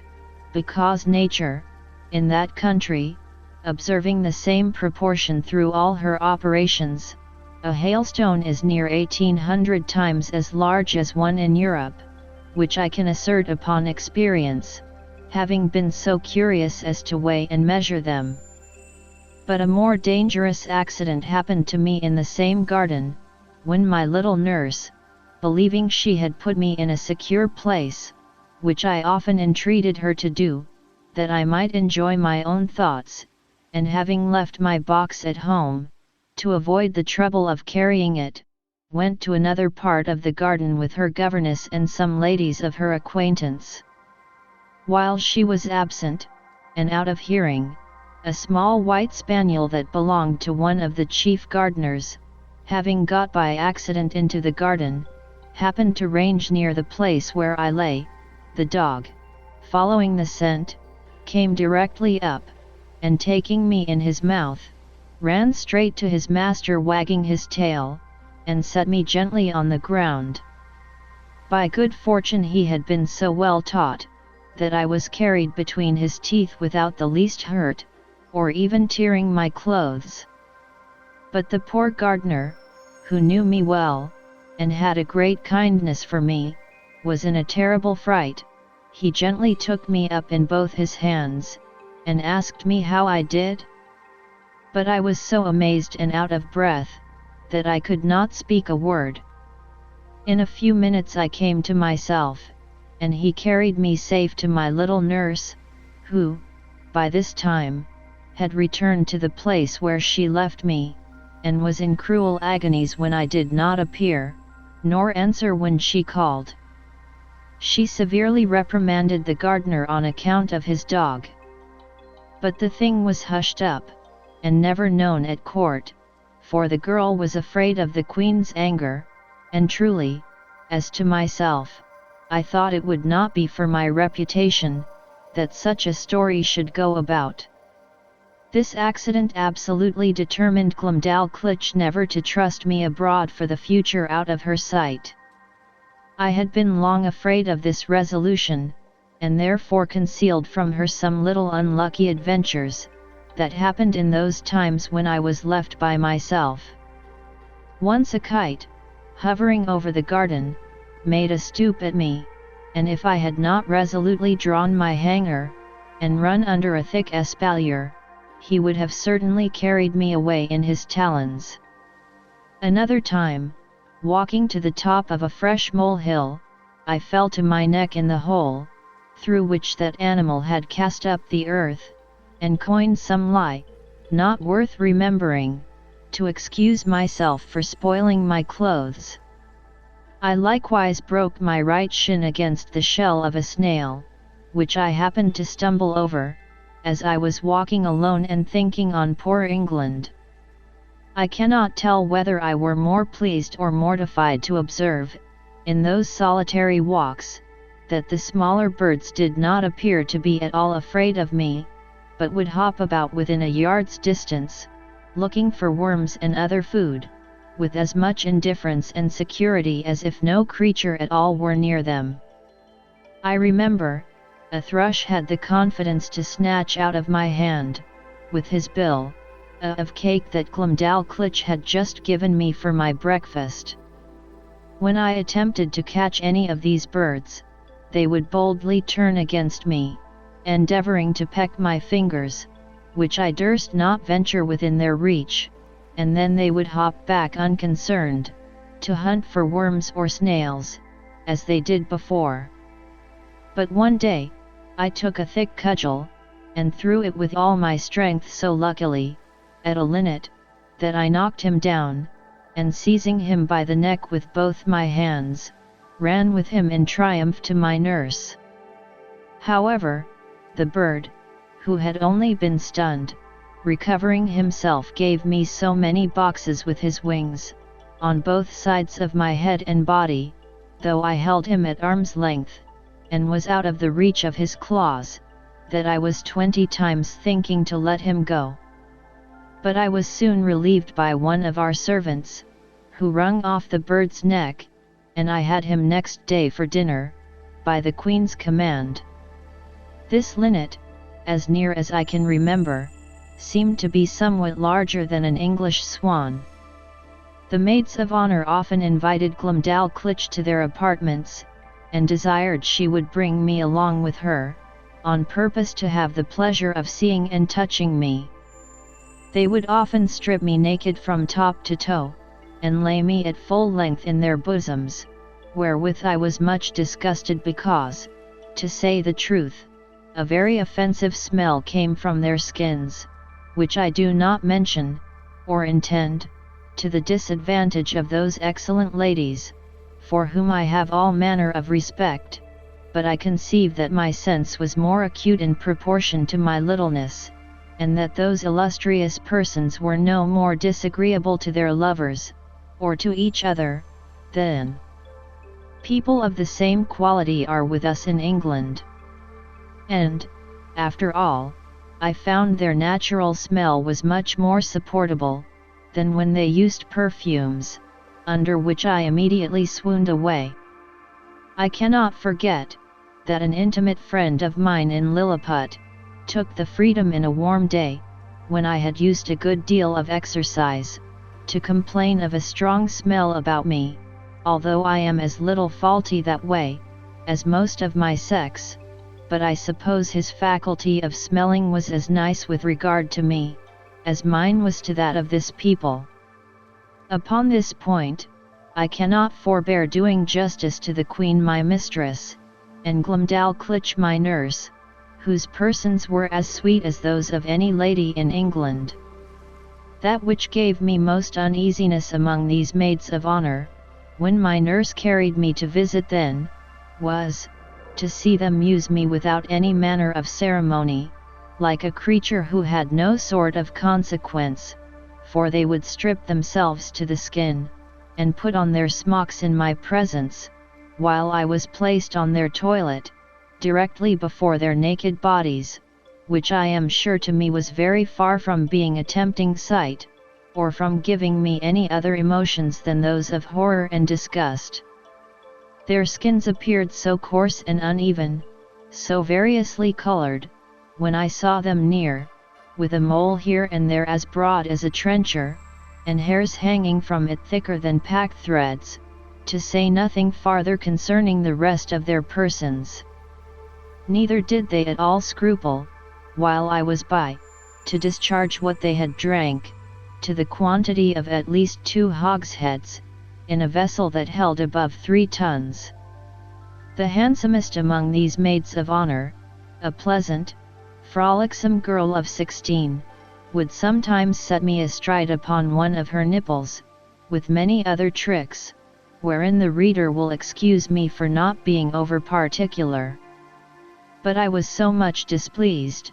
that I entreated Glumdalclitch to contrive some excuse for not seeing that young lady any more. One day, a young gentleman, who was nephew to my nurse's governess, came and pressed them both to see an execution. It was of a man, who had murdered one of that gentleman's intimate acquaintance. Glumdalclitch was prevailed on to be of the company, very much against her inclination, for she was naturally tender-hearted, and, as for myself,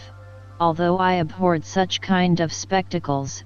yet my curiosity tempted me to see something that I thought must be extraordinary. The malefactor was fixed in a chair upon a scaffold erected for that purpose, and his head cut off at one blow, with a sword of about 40 feet long. The veins and arteries spouted up such a prodigious quantity of blood, and so high in the air, that the great jet d'eau at Versailles was not equal to it for the time it lasted, and the head, when it fell on the scaffold floor, gave such a bounce as made me start, although I was at least half an English mile distant. The Queen, who often used to hear me talk of my sea voyages, and took all occasions to divert me when I was melancholy, asked me whether I understood how to handle a sail or an oar, and whether a little exercise of rowing might not be convenient for my health. I answered, that I understood both very well, for although my proper employment had been to be surgeon or doctor to the ship, yet often, upon a pinch, I was forced to work like a common mariner, But I could not see how this could be done in their country, where the smallest wherry was equal to a first-rate man of war among us, and such a boat as I could manage would never live in any of their rivers. Her Majesty said, if I would contrive a boat, her own joiner should make it, and she would provide a place for me to sail in. The fellow was an ingenious workman, and by my instructions, in 10 days, finished a pleasure boat with all its tackling, able conveniently to hold 8 Europeans. When it was finished, the Queen was so delighted, that she ran with it in her lap to the King, who ordered it to be put into a cistern full of water, with me in it, by way of trial, where I could not manage my 2 sculls, or little oars, for want of room. But the Queen had before contrived another project.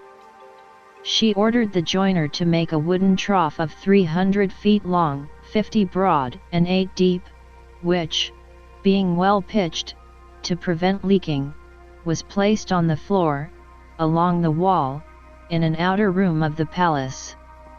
It had a cock near the bottom to let out the water, when it began to grow stale, and 2 servants could easily fill it in half an hour.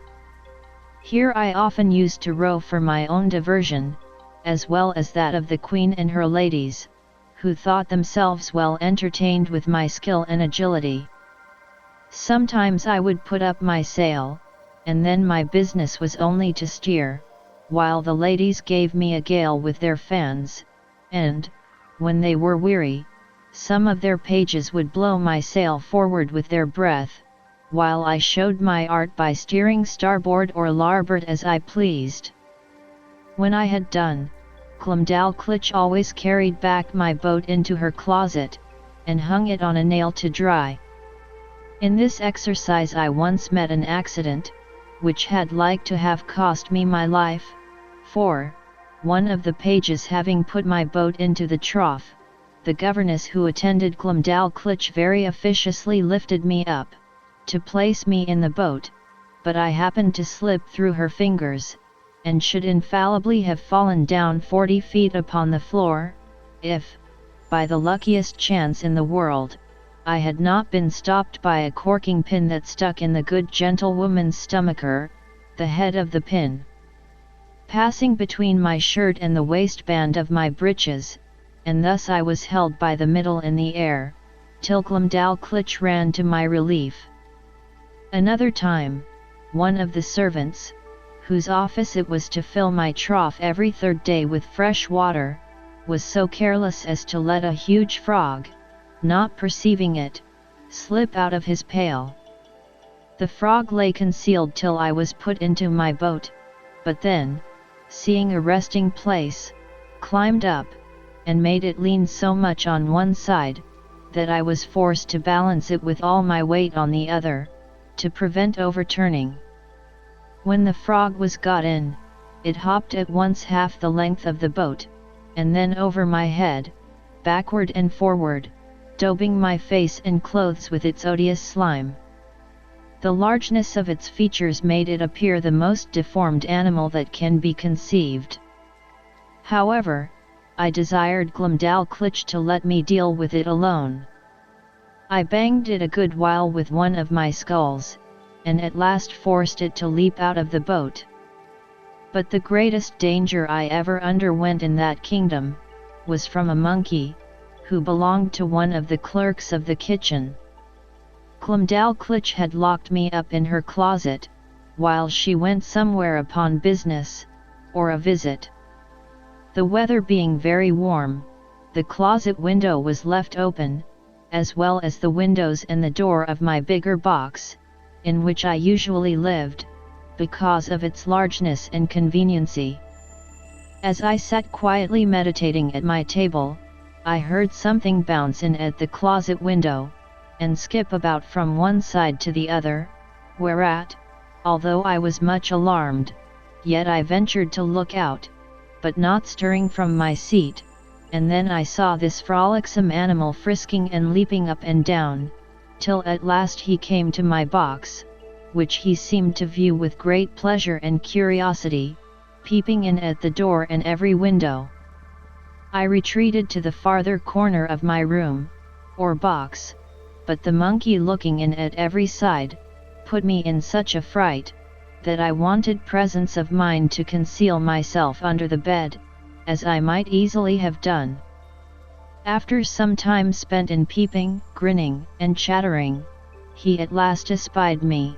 and reaching one of his paws in at the door, as a cat does when she plays with a mouse, although I often shifted place to avoid him, he at length seized the lappet of my coat,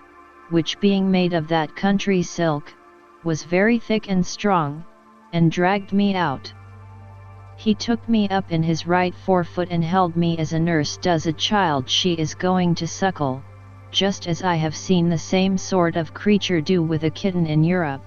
and when I offered to struggle he squeezed me so hard, that I thought it more prudent to submit. I have good reason to believe, that he took me for a young one of his own species, by his often stroking my face very gently with his other paw. In these diversions he was interrupted by a noise at the closet door, as if somebody were opening it, whereupon he suddenly leaped up to the window at which he had come in, and thence upon the leads and gutters, walking upon 3 legs, and holding me in the 4th, till he clambered up to a roof that was next to ours. I heard Glumdalclitch give a shriek at the moment he was carrying me out. The poor girl was almost distracted, that quarter of the palace was all in an uproar, the servants ran for ladders, the monkey was seen by hundreds in the court, sitting upon the ridge of a building, holding me like a baby in one of his forepaws, and feeding me with the other, by cramming into my mouth some victuals he had squeezed out of the bag on one side of his chaps, and patting me when I would not eat, whereat many of the rabble below could not forbear laughing, neither do I think they justly ought to be blamed, for, without question, the sight was ridiculous enough to everybody but myself. Some of the people threw up stones, hoping to drive the monkey down, but this was strictly forbidden, or else, very probably, my brains had been dashed out. The ladders were now applied, and mounted by several men, which the monkey observing, and finding himself almost encompassed, not being able to make speed enough with his 3 legs, let me drop on a ridge tile, and made his escape. Here I sat for some time, 500 yards from the ground, expecting every moment to be blown down by the wind, or to fall by my own giddiness, and come tumbling over and over from the ridge to the eaves, but an honest lad, one of my nurse's footmen, climbed up, and putting me into his breeches pocket, brought me down safe. I was almost choked with the filthy stuff the monkey had crammed down my throat, but my dear little nurse picked it out of my mouth with a small needle, and then I fell a-vomiting, which gave me great relief. Yet I was so weak and bruised in the sides with the squeezes given me by this odious animal, that I was forced to keep my bed a fortnight. The king, queen, and all the court, sent every day to inquire after my health, and Her Majesty made me several visits during my sickness. The monkey was killed, and an order made, that no such animal should be kept about the palace. When I attended the king after my recovery, to return him thanks for his favors, he was pleased to rally me a good deal upon this adventure. He asked me, what my thoughts and speculations were, while I lay in the monkey's paw, how I liked the victuals he gave me, his manner of feeding, and whether the fresh air on the roof had sharpened my stomach. He desired to know, what I would have done upon such an occasion in my own country. I told His Majesty, that in Europe we had no monkeys, except such as were brought for curiosity from other places, and so small, that I could deal with a dozen of them together, if they presumed to attack me. And as for that monstrous animal with whom I was so lately engaged, it was indeed as large as an elephant, if my fears had suffered me to think so far as to make use of my hanger, looking fiercely, and clapping my hand on the hilt, as I spoke, when he poked his paw into my chamber, perhaps I should have given him such a wound, as would have made him glad to withdraw it with more haste than he put it in. This I delivered in a firm tone, like a person who was jealous lest his courage should be called in question. However, my speech produced nothing else beside a loud laughter, which all the respect due to His Majesty from those about him could not make them contain. This made me reflect, how vain an attempt it is for a man to endeavour to do himself honour among those who are out of all degree of equality or comparison with him. And yet I have seen the moral of my own behaviour very frequent in England since my return, where a little contemptible varlet, without the least title to birth, person, wit, or common sense, shall presume to look with importance, and put himself upon a foot with the greatest persons of the kingdom. I was every day furnishing the court with some ridiculous story, and Glumdalclitch, although she loved me to excess, yet was arch enough to inform the Queen, whenever I committed any folly that she thought would be diverting to Her Majesty. The girl, who had been out of order, was carried by her governess to take the air about an hour's distance, or 30 miles from town. They alighted out of the coach near a small footpath in a field, and Glumdalclitch setting down my travelling box, I went out of it to walk. There was a cow dung in the path, and I must need try my activity by attempting to leap over it. I took a run, but unfortunately jumped short, and found myself just in the middle up to my knees. I waded through with some difficulty, and one of the footmen wiped me as clean as he could with his handkerchief,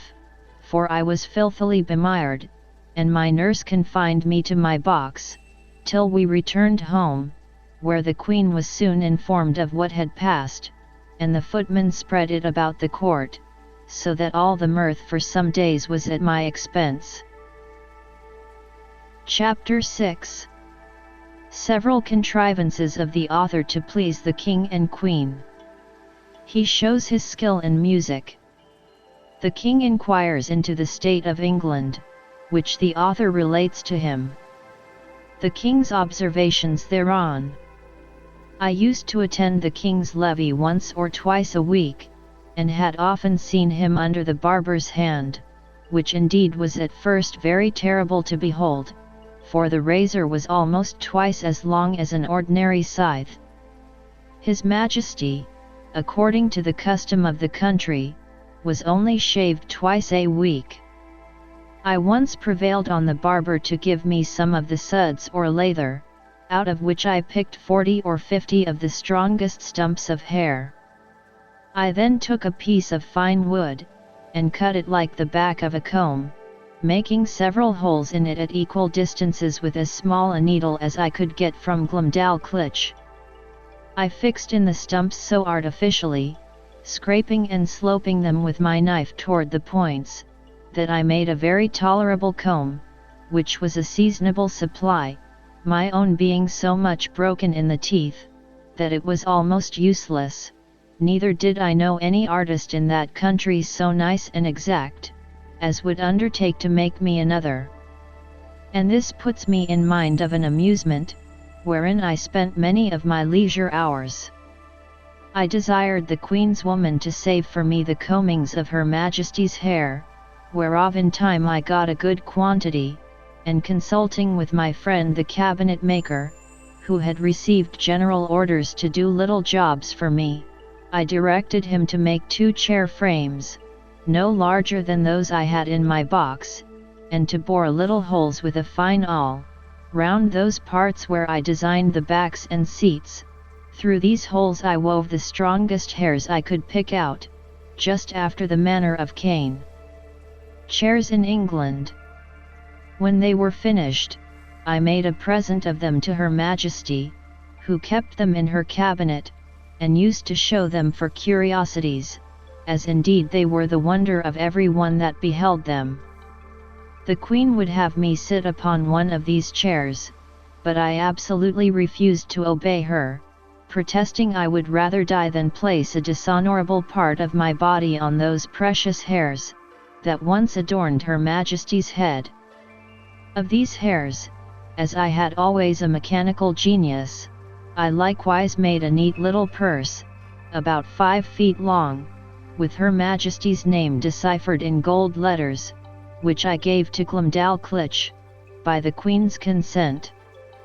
To say the truth, it was more for show than use, being not of strength to bear the weight of the larger coins, and therefore she kept nothing in it but some little toys that girls are fond of. The King, who delighted in music, had frequent concerts at court, to which I was sometimes carried, and set in my box on a table to hear them, but the noise was so great that I could hardly distinguish the tunes. I am confident that all the drums and trumpets of a royal army, beating and sounding together just at your ears, could not equal it. My practice was to have my box removed from the place where the performers sat,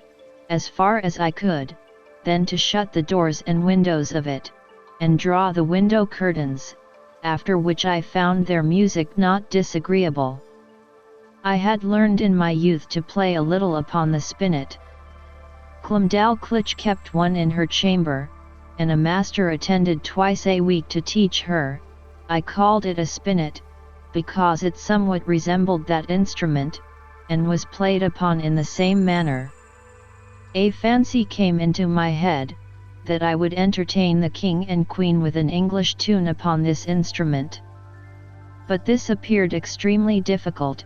for the spinet was near 60 feet long, each key being almost a foot wide, so that with my arms extended I could not reach to above 5 keys, and to press them down required a good smart stroke with my fist, which would be too great a labor, and to no purpose. The method I contrived was this: I prepared 2 round sticks, about the bigness of common cudgels, they were thicker at one end than the other, and I covered the thicker ends with pieces of a mouse's skin, that by rapping on them I might neither damage the tops of the keys nor interrupt the sound.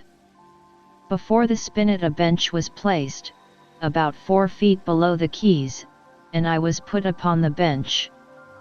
I ran sidling upon it, that way and this, as fast as I could, banging the proper keys with my 2 sticks, and made a shift to play a jig, to the great satisfaction of both their majesties, but it was the most violent exercise I ever underwent, and yet I could not strike above 16 keys, nor consequently play the bass and treble together, as other artists do, which was a great disadvantage to my performance. The King, who, as I before observed, was a prince of excellent understanding, would frequently order that I should be brought in my box, and set upon the table in his closet. He would then command me to bring one of my chairs out of the box, and sit down within 3 yards distance upon the top of the cabinet, which brought me almost to a level with his face. In this manner I had several conversations with him. I one day took the freedom to tell His Majesty, that the contempt he discovered towards Europe, and the rest of the world, did not seem answerable to those excellent qualities of mind that he was master of, that reason did not extend itself with the bulk of the body. On the contrary, we observed in our country, that the tallest persons were usually the least provided with it, that among other animals, bees and ants had the reputation of more industry, art, and sagacity, than many of the larger kinds, and that,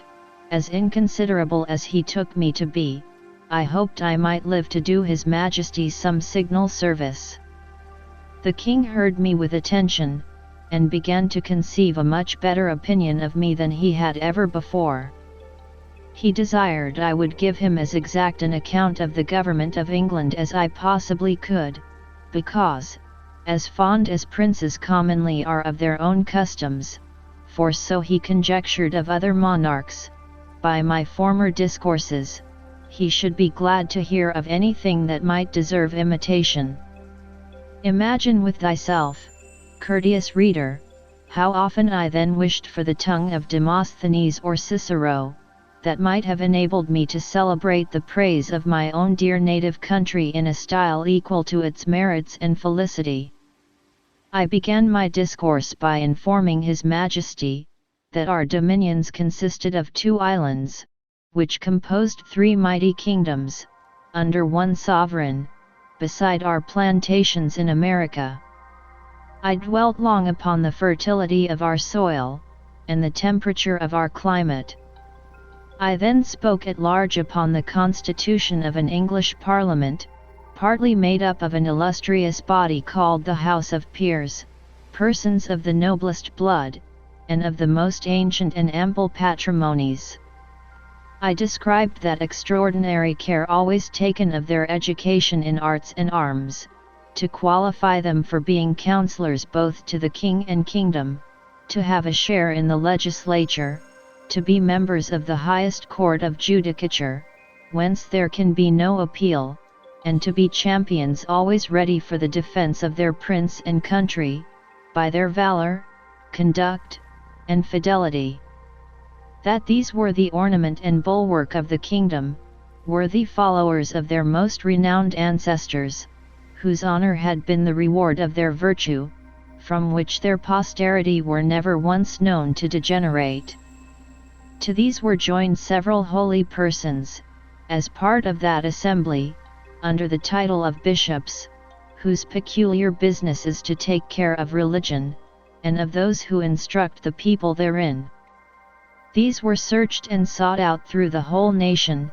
by the prince and his wisest counsellors, among such of the priesthood as were most deservedly distinguished by the sanctity of their lives, and the depth of their erudition, who were indeed the spiritual fathers of the clergy and the people. That the other part of the Parliament consisted of an assembly called the House of Commons, who were all principal gentlemen, freely picked and culled out by the people themselves, for their great abilities and love of their country, to represent the wisdom of the whole nation. And that these 2 bodies made up the most august assembly in Europe, to whom, in conjunction with the prince, the whole legislature is committed. I then descended to the courts of justice, over which the judges, those venerable sages and interpreters of the law, presided,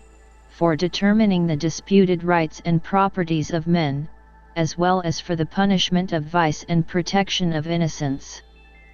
I mentioned the prudent management of our treasury, the valor and achievements of our forces, by sea and land. I computed the number of our people, by reckoning how many millions there might be of each religious sect, or political party among us. I did not omit even our sports and pastimes, or any other particular which I thought might redound to the honour of my country. And I finished all with a brief historical account of affairs and events in England for about 100 years past. This conversation was not ended under 5 audiences, each of several hours, and the king heard the whole with great attention, frequently taking notes of what I spoke, as well as memorandums of what questions he intended to ask me. When I had put an end to these long discourses, His Majesty, in a 6th audience, consulting his notes, proposed many doubts, queries, and objections, upon every article. He asked, what methods were used to cultivate the minds and bodies of our young nobility, and in what kind of business they commonly spent the first and teachable parts of their lives? What course was taken to supply that assembly, when any noble family became extinct? What qualifications were necessary in those who are to be created new lords, whether the humour of the prince, a sum of money to a court lady, or a design of strengthening a party opposite to the public interest, ever happened to be the motive in those advancements? what share of knowledge these lords had in the laws of their country, and how they came by it, so as to enable them to decide the properties of their fellow subjects in the last resort. Whether they were always so free from avarice, partialities, or want, that a bribe, or some other sinister view, could have no place among them. Whether those holy lords I spoke of were always promoted to that rank upon account of their knowledge in religious matters,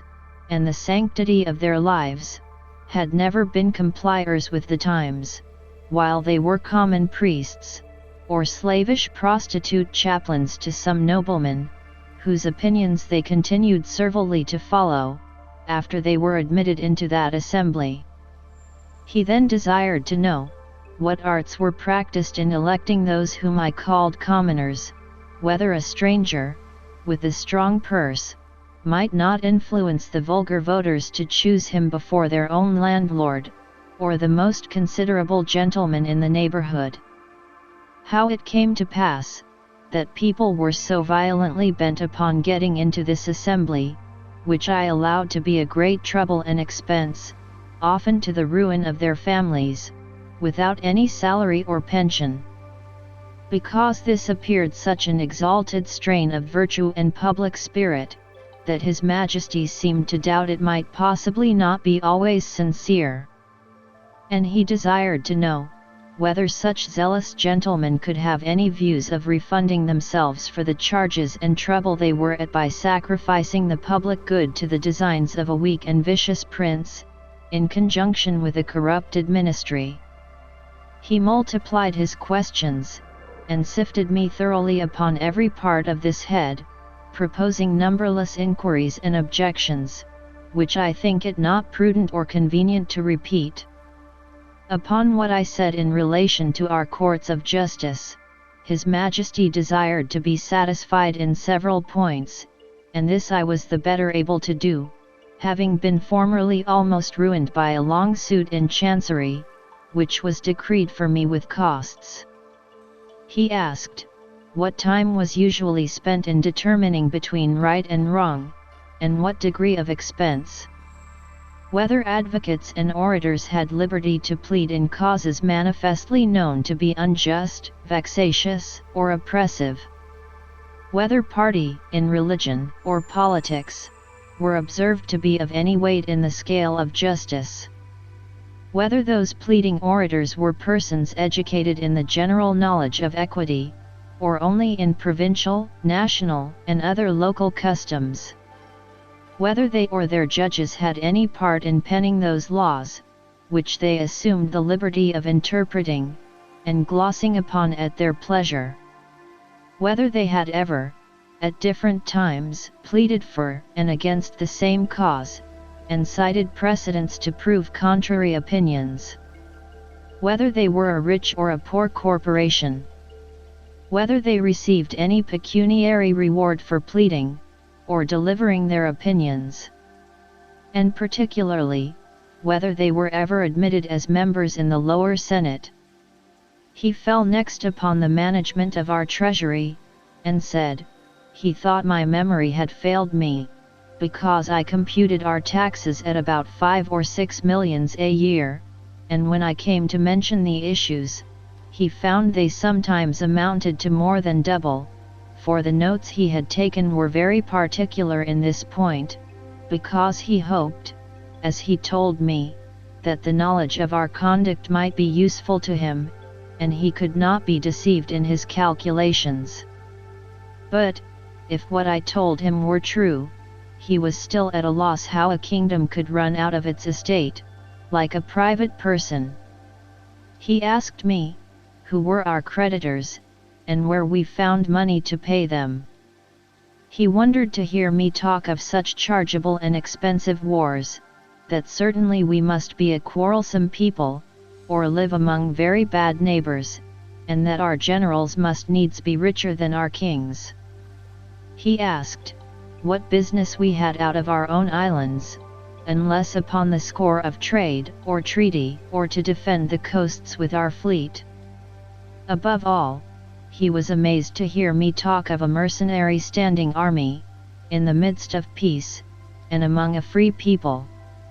He said, if we were governed by our own consent, in the persons of our representatives, he could not imagine of whom we were afraid, or against whom we were to fight, and would hear my opinion, whether a private man's house might not be better defended by himself, his children, and family, than by half a dozen rascals, picked up at a venture in the streets for small wages, who might get 100 times more by cutting their throats.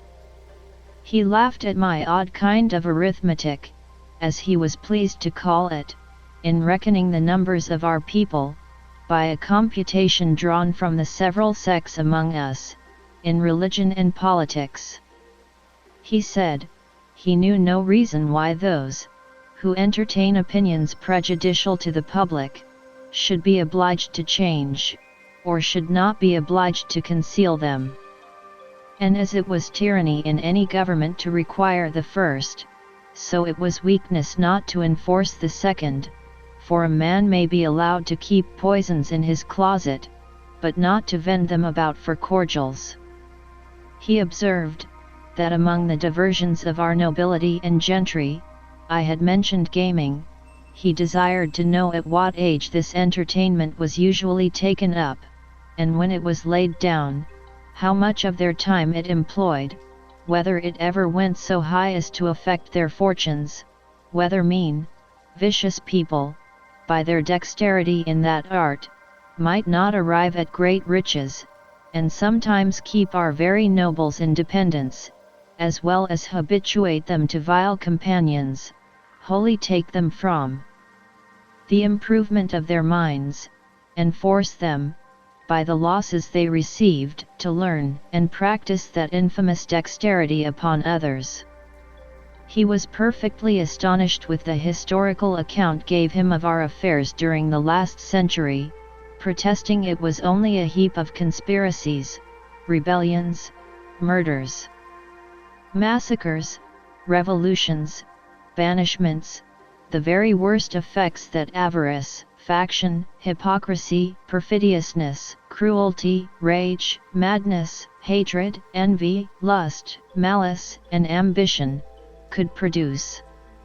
His Majesty, in another audience, was at the pains to recapitulate the sum of all I had spoken, compared the questions he made with the answers I had given, then taking me into his hands, and stroking me gently, delivered himself in these words, which I shall never forget, nor the manner he spoke them in: my little friend Grildrig,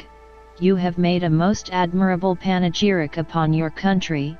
You have clearly proved, that ignorance, idleness, and vice, are the proper ingredients for qualifying a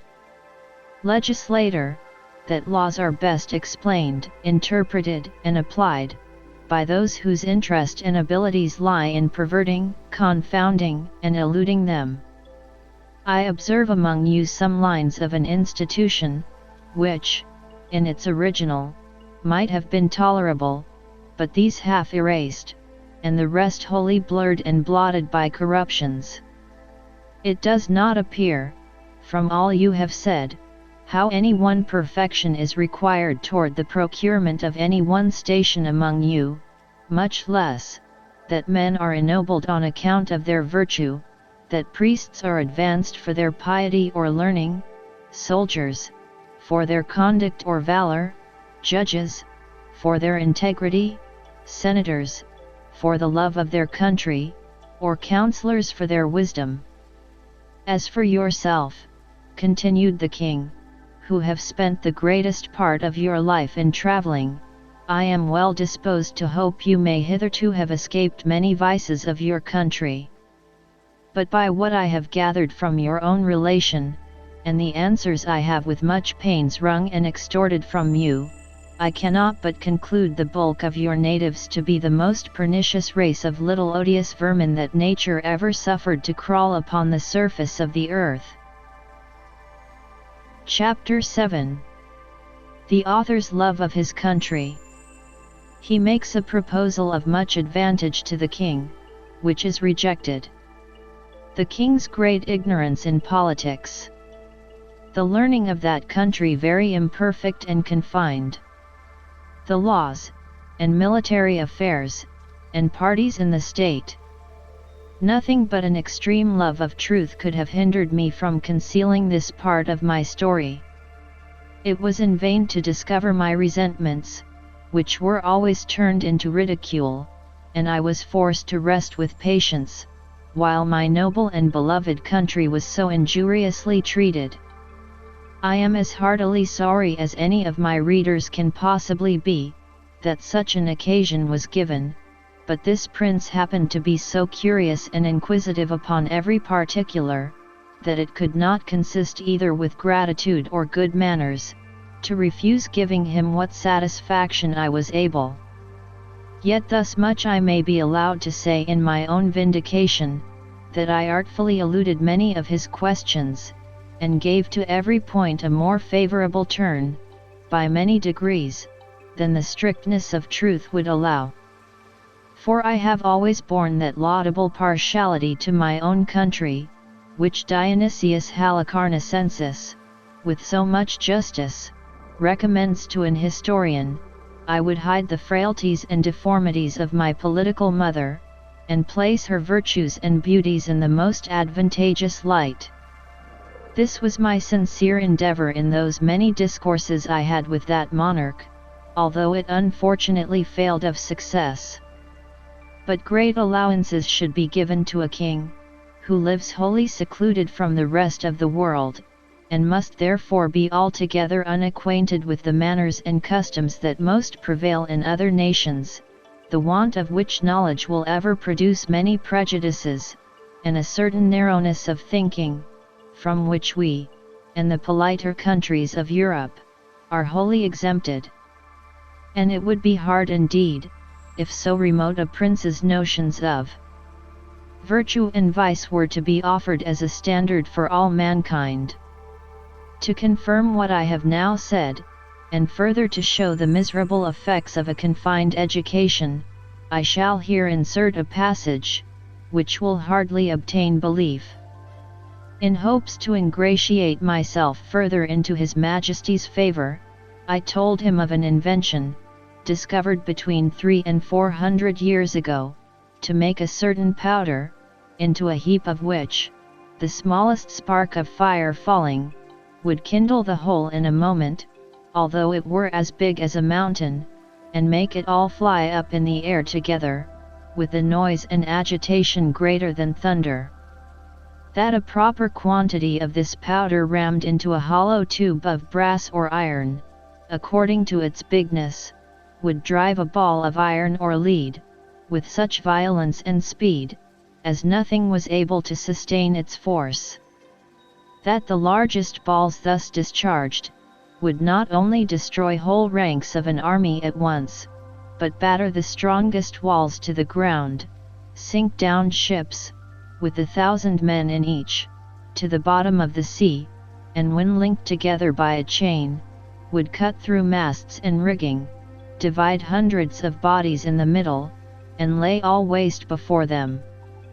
That we often put this powder into large hollow balls of iron, and discharged them by an engine into some city we were besieging,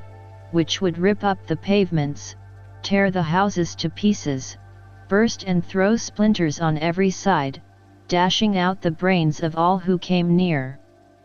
That I knew the ingredients very well, which were cheap and common, I understood the manner of compounding them, and could direct his workmen how to make those tubes, of a size proportionable to all other things in His Majesty's kingdom, and the largest need not be above 100 feet long, 20 or 30 of which tubes, charged with the proper quantity of powder and balls, would batter down the walls of the strongest town in his dominions in a few hours, or destroy the whole metropolis, if ever it should pretend to dispute his absolute commands. This I humbly offered to His Majesty, as a small tribute of acknowledgment, in turn for so many marks that I had received, of his royal favour and protection. The king was struck with horror at the description I had given of those terrible engines, and the proposal I had made. He was amazed. How so impotent and grovelling an insect as I, these were his expressions, could entertain such inhuman ideas, and in so familiar a manner, as to appear wholly unmoved at all the scenes of blood and desolation which I had painted as the common effects of those destructive machines, whereof, he said, some evil genius, enemy to mankind, must have been the first contriver. As for himself, he protested, that although few things delighted him so much as new discoveries in art or in nature, yet he would rather lose half his kingdom, than be privy to such a secret, which he commanded me, as I valued any life, never to mention any more. A strange effect of narrow principles and views. That a prince possessed of every quality which procures veneration, love, and esteem, of strong parts, great wisdom, and profound learning, endowed with admirable talents, and almost adored by his subjects, should, from a nice, unnecessary scruple, whereof in Europe we can have no conception, let slip an opportunity put into his hands that would have made him absolute master of the lives, the liberties, and the fortunes of his people. Neither do I say this, with the least intention to detract from the many virtues of that excellent king, whose character, I am sensible, will, on this account, be very much lessened in the opinion of an English reader, but I take this defect among them to have risen from their ignorance, by not having hitherto reduced politics into a science, as the more acute wits of Europe have done. For, I remember very well, in a discourse one day with the king, when I happened to say, there were several thousand books among us written upon the art of government, it gave him, directly contrary to my intention, a very mean opinion of our understandings. He professed both to abominate and despise all mystery, refinement, and intrigue, either in a prince or a minister. He could not tell what I meant by secrets of state, where an enemy, or some rival nation, were not in the case. He confined the knowledge of governing within very narrow bounds, to common sense and reason, to justice and lenity, to the speedy determination of civil and criminal causes, with some other obvious topics, which are not worth considering. And he gave it for his opinion, that whoever could make 2 ears of corn, or 2 blades of grass, to grow upon a spot of ground where only one grew before, would deserve better of mankind, and do more essential service to his country, than the whole race of politicians put together. The learning of this people is very defective, consisting only in morality, history, poetry, and mathematics, wherein they must be allowed to excel. But the last of these is wholly applied to what may be useful in life, to the improvement of agriculture, and all mechanical arts, so that among us, it would be little esteemed. And as to ideas, entities, abstractions, and transcendentals, I could never drive the least conception into their heads. No law in that country must exceed in words the number of letters in their alphabet, which consists only of 22. But indeed few of them extend even to that length. They are expressed in the most plain and simple terms, wherein those people are not mercurial enough to discover above one interpretation, and to write a comment upon any law, is a capital crime. As to the decision of civil causes, or proceedings against criminals, their precedents are so few, that they have little reason to boast of any extraordinary skill in either. They have had the art of printing, as well as the Chinese, time out of mind, but their libraries are not very large, for that of the king, which is reckoned the largest, does not amount to above 1,000 volumes, placed in a gallery of 1,200 feet long, whence I had liberty to borrow what books I pleased. The Queen's joiner had contrived in one of Glumdalclitch's rooms, a kind of wooden machine 25 feet high, formed like a standing ladder. The steps were each 50 feet long. It was indeed a movable pair of stairs, the lowest end placed at 10 feet distance from the wall of the chamber. The book I had a mind to read was put up leaning against the wall. I first mounted to the upper step of the ladder, and turning my face towards the book, began at the top of the page, and so walking to the right and left about 8 or 10 paces, according to the length of the lines, till I had gotten a little below the level of mine eyes, and then descending gradually till I came to the bottom, after which I mounted again, and began the other page in the same manner, and so turned over the leaf, which I could easily do with both my hands, for it was as thick and stiff as a pasteboard, and in the largest folios not above 18 or 20 feet long. Their style is clear, masculine, and smooth, but not florid, for they avoid nothing more than multiplying unnecessary words, or using various expressions. I have perused many of their books, especially those in history and morality. Among the rest, I was much diverted with a little old treatise, which always lay in Glumdalclitch's bed chamber, and belonged to her governess, a grave elderly gentlewoman, who dealt in writings of morality and devotion. The book treats of the weakness of humankind, and is in little esteem, except among the women and the vulgar. However, I was curious to see what an author of that country could say upon such a subject. This writer went through all the usual topics of European moralists, showing how diminutive, contemptible, and helpless an animal was man in his own nature, how unable to defend himself from inclemencies of the air, or the fury of wild beasts, how much he was excelled by one creature in strength, by another in speed, by a third in foresight, by a fourth in industry. He added, that nature was degenerated in these latter declining ages of the world, and could now produce only small abortive births, in comparison of those in ancient times. He said it was very reasonable to think, not only that the species of men were originally much larger, but also that there must have been giants in former ages, which, as it is asserted by history and tradition, so it has been confirmed by huge bones and skulls, casually dug up in several parts of the kingdom, far exceeding the common dwindled race of men in our days. He argued, that the very laws of nature absolutely required we should have been made in the beginning of a size more large and robust, not so liable to destruction from every little accident, of a tile falling from a house, or a stone cast from the hand of a boy, or being drowned in a little brook. From this way of reasoning, the author drew several moral applications, useful in the conduct of life, but needless here to repeat. For my own part, I could not avoid reflecting how universally this talent was spread, of drawing lectures in morality, or indeed rather matter of discontent and repining,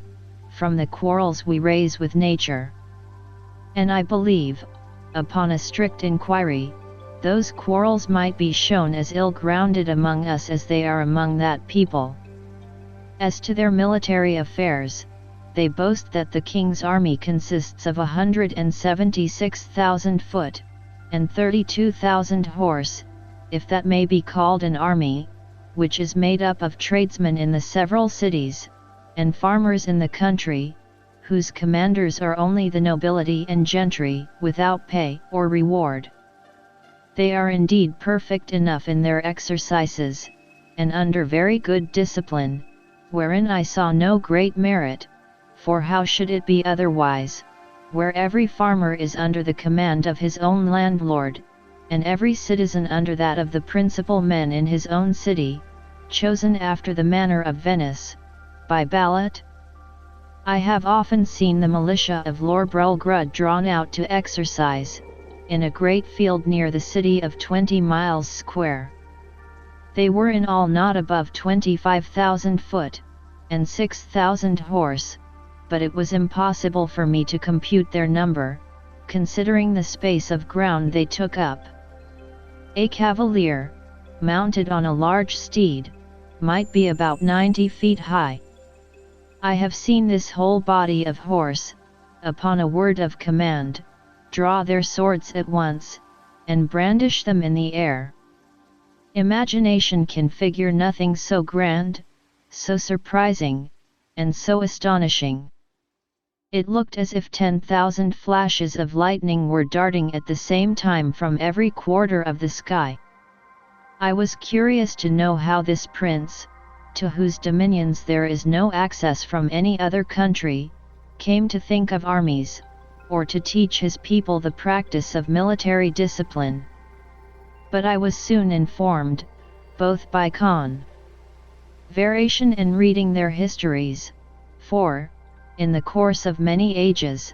they have been troubled with the same disease to which the whole race of mankind is subject, the nobility often contending for power, the people for liberty, and the king for absolute dominion. All which, however happily tempered by the laws of that kingdom, have been sometimes violated by each of the three parties, and have more than once occasioned civil wars, the last whereof was happily put an end to by this prince's grandfather, in a general composition, and the militia, then settled with common consent, has been ever since kept in the strictest duty. Chapter 8. The King and Queen make a progress to the frontiers. The author attends them. The manner in which he leaves the country very particularly related. He returns to England. I had always a strong impulse that I should sometime recover my liberty, though it was impossible to conjecture by what means, or to form any project with the least hope of succeeding. The ship in which I sailed, was the first ever known to be driven within sight of that coast, and the king had given strict orders, that if at any time another appeared, it should be taken ashore, and with all its crew and passengers brought in a tumbrel to Lord Gulliver. He was strongly bent to get me a woman of my own size, by whom I might propagate the breed, but I think I should rather have died than undergone the disgrace of leaving a posterity to be kept in cages, like tame canary birds, and perhaps, in time, sold about the kingdom, to persons of quality, for curiosities. I was indeed treated with much kindness. I was the favorite of a great king and queen, and the delight of the whole court, but it was upon such a foot as ill became the dignity of humankind. I could never forget those domestic pledges I had left behind me. I wanted to be among people, with whom I could converse upon even terms, and walk about the streets and fields without being afraid of being trod to death like a frog or a young puppy. But my deliverance came sooner than I expected, and in a manner not very common, the whole story and circumstances of which I shall faithfully relate. I had now been 2 years in this country,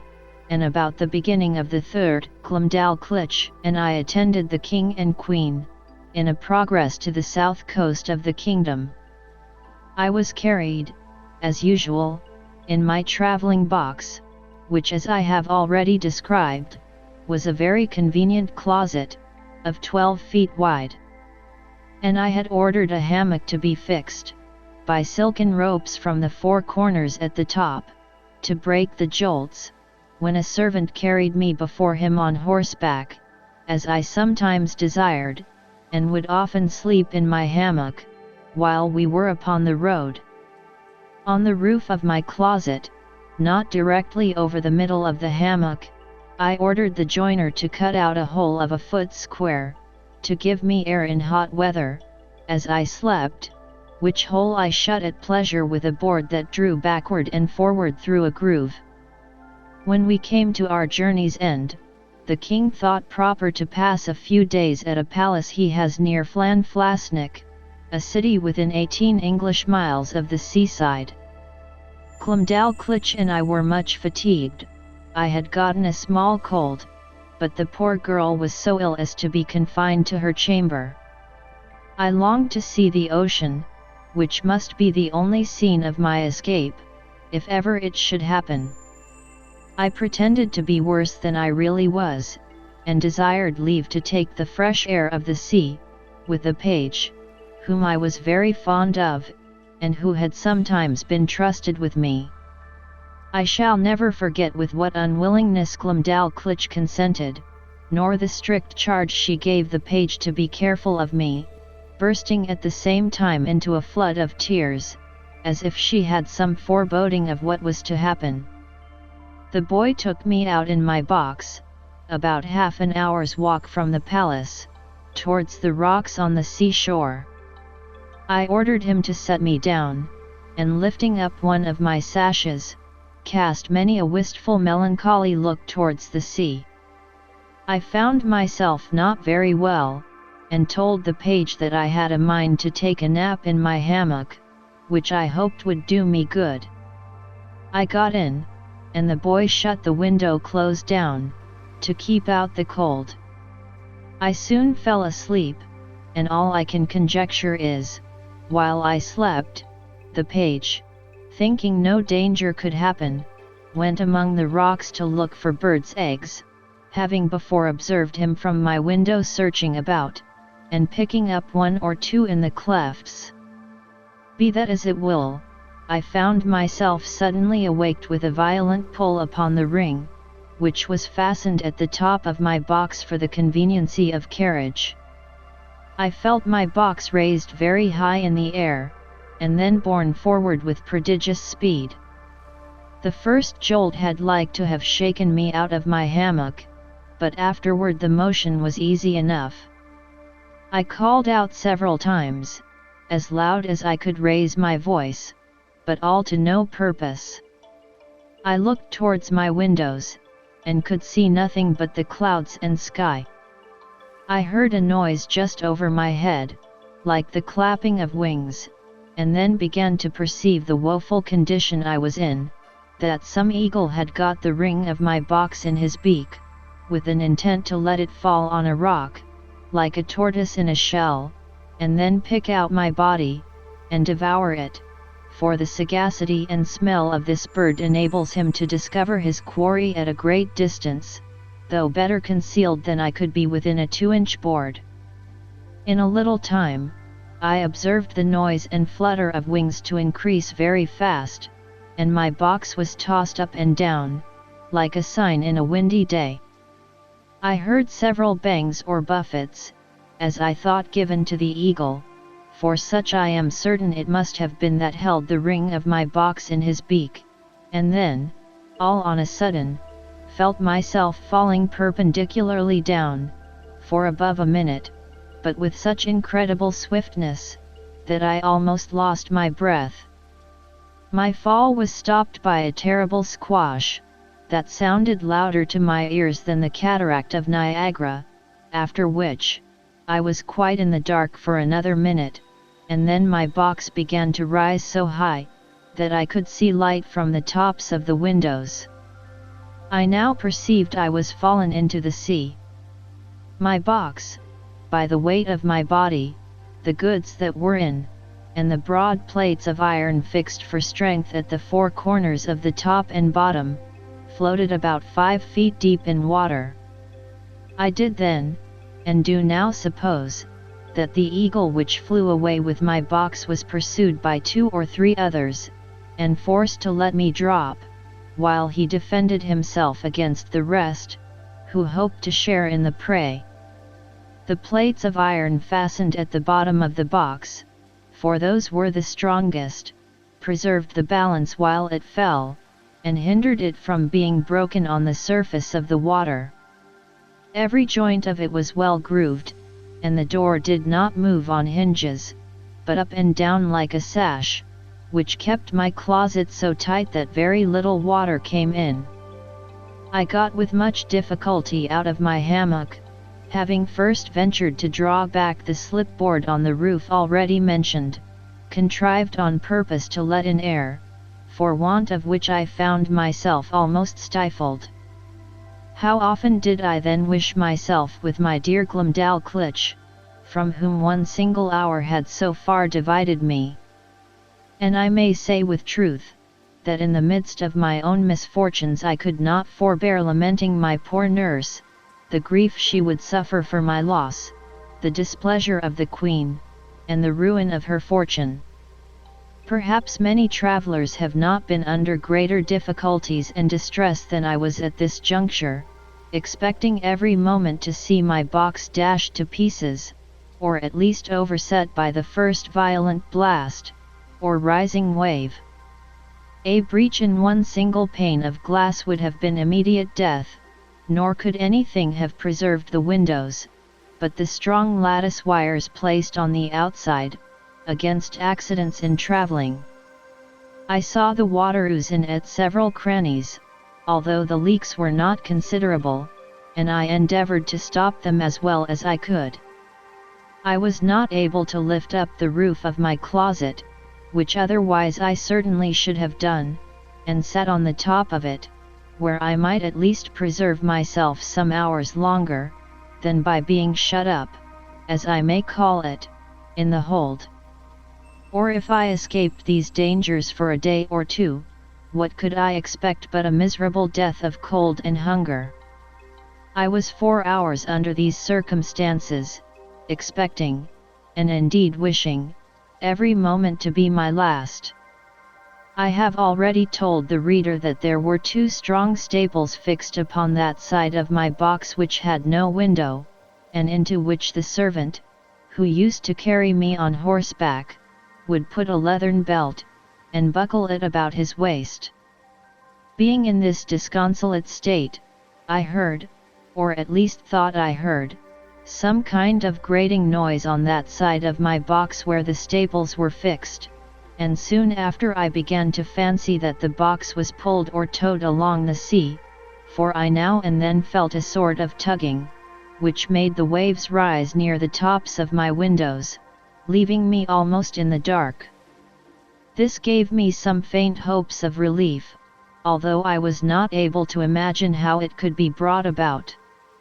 I ventured to unscrew one of my chairs, which were always fastened to the floor, and having made a hard shift to screw it down again, directly under the slipping board that I had lately opened, I mounted on the chair, and putting my mouth as near as I could to the hole, I called for help in a loud voice, and in all the languages I understood.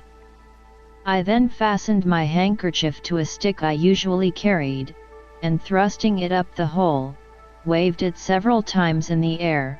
that if any boat or ship were near, the seamen might conjecture some unhappy mortal to be shut up in the box. I found no effect from all I could do, but plainly perceived my closet to be moved along, and in the space of an hour, or better, that side of the box where the staples were, and had no windows, struck against something that was hard. I apprehended it to be a rock, and found myself tossed more than ever. I plainly heard a noise upon the cover of my closet, like that of a cable, and the grating of it as it passed through the ring. I then found myself hoisted up, by degrees, at least 3 feet higher than I was before. Whereupon I again thrust up my stick and handkerchief, calling for help till I was almost hoarse. In return to which, I heard a great shout repeated 3 times, giving me such transports of joy as are not to be conceived but by those who feel them. I now heard a trampling over my head, and somebody calling through the hole with a loud voice, in the English tongue, "If there be anybody below, let them speak." I answered, I was an Englishman, drawn by ill fortune into the greatest calamity that ever any creature underwent, and begged, by all that was moving, to be delivered out of the dungeon I was in. The voice replied, I was safe, for my box was fastened to their ship, and the carpenter should immediately come and saw a hole in the cover, large enough to pull me out. I answered, that was needless, and would take up too much time, for there was no more to be done, but let one of the crew put his finger into the ring, and take the box out of the sea into the ship, and so into the captain's cabin. Some of them, upon hearing me talk so wildly, thought I was mad, others laughed, for indeed it never came into my head, that I was now got among people of my own stature and strength. The carpenter came, and in a few minutes sawed a passage about 4 feet square, then let down a small ladder, upon which I mounted, and thence was taken into the ship in a very weak condition. The sailors were all in amazement, and asked me 1,000 questions, which I had no inclination to answer.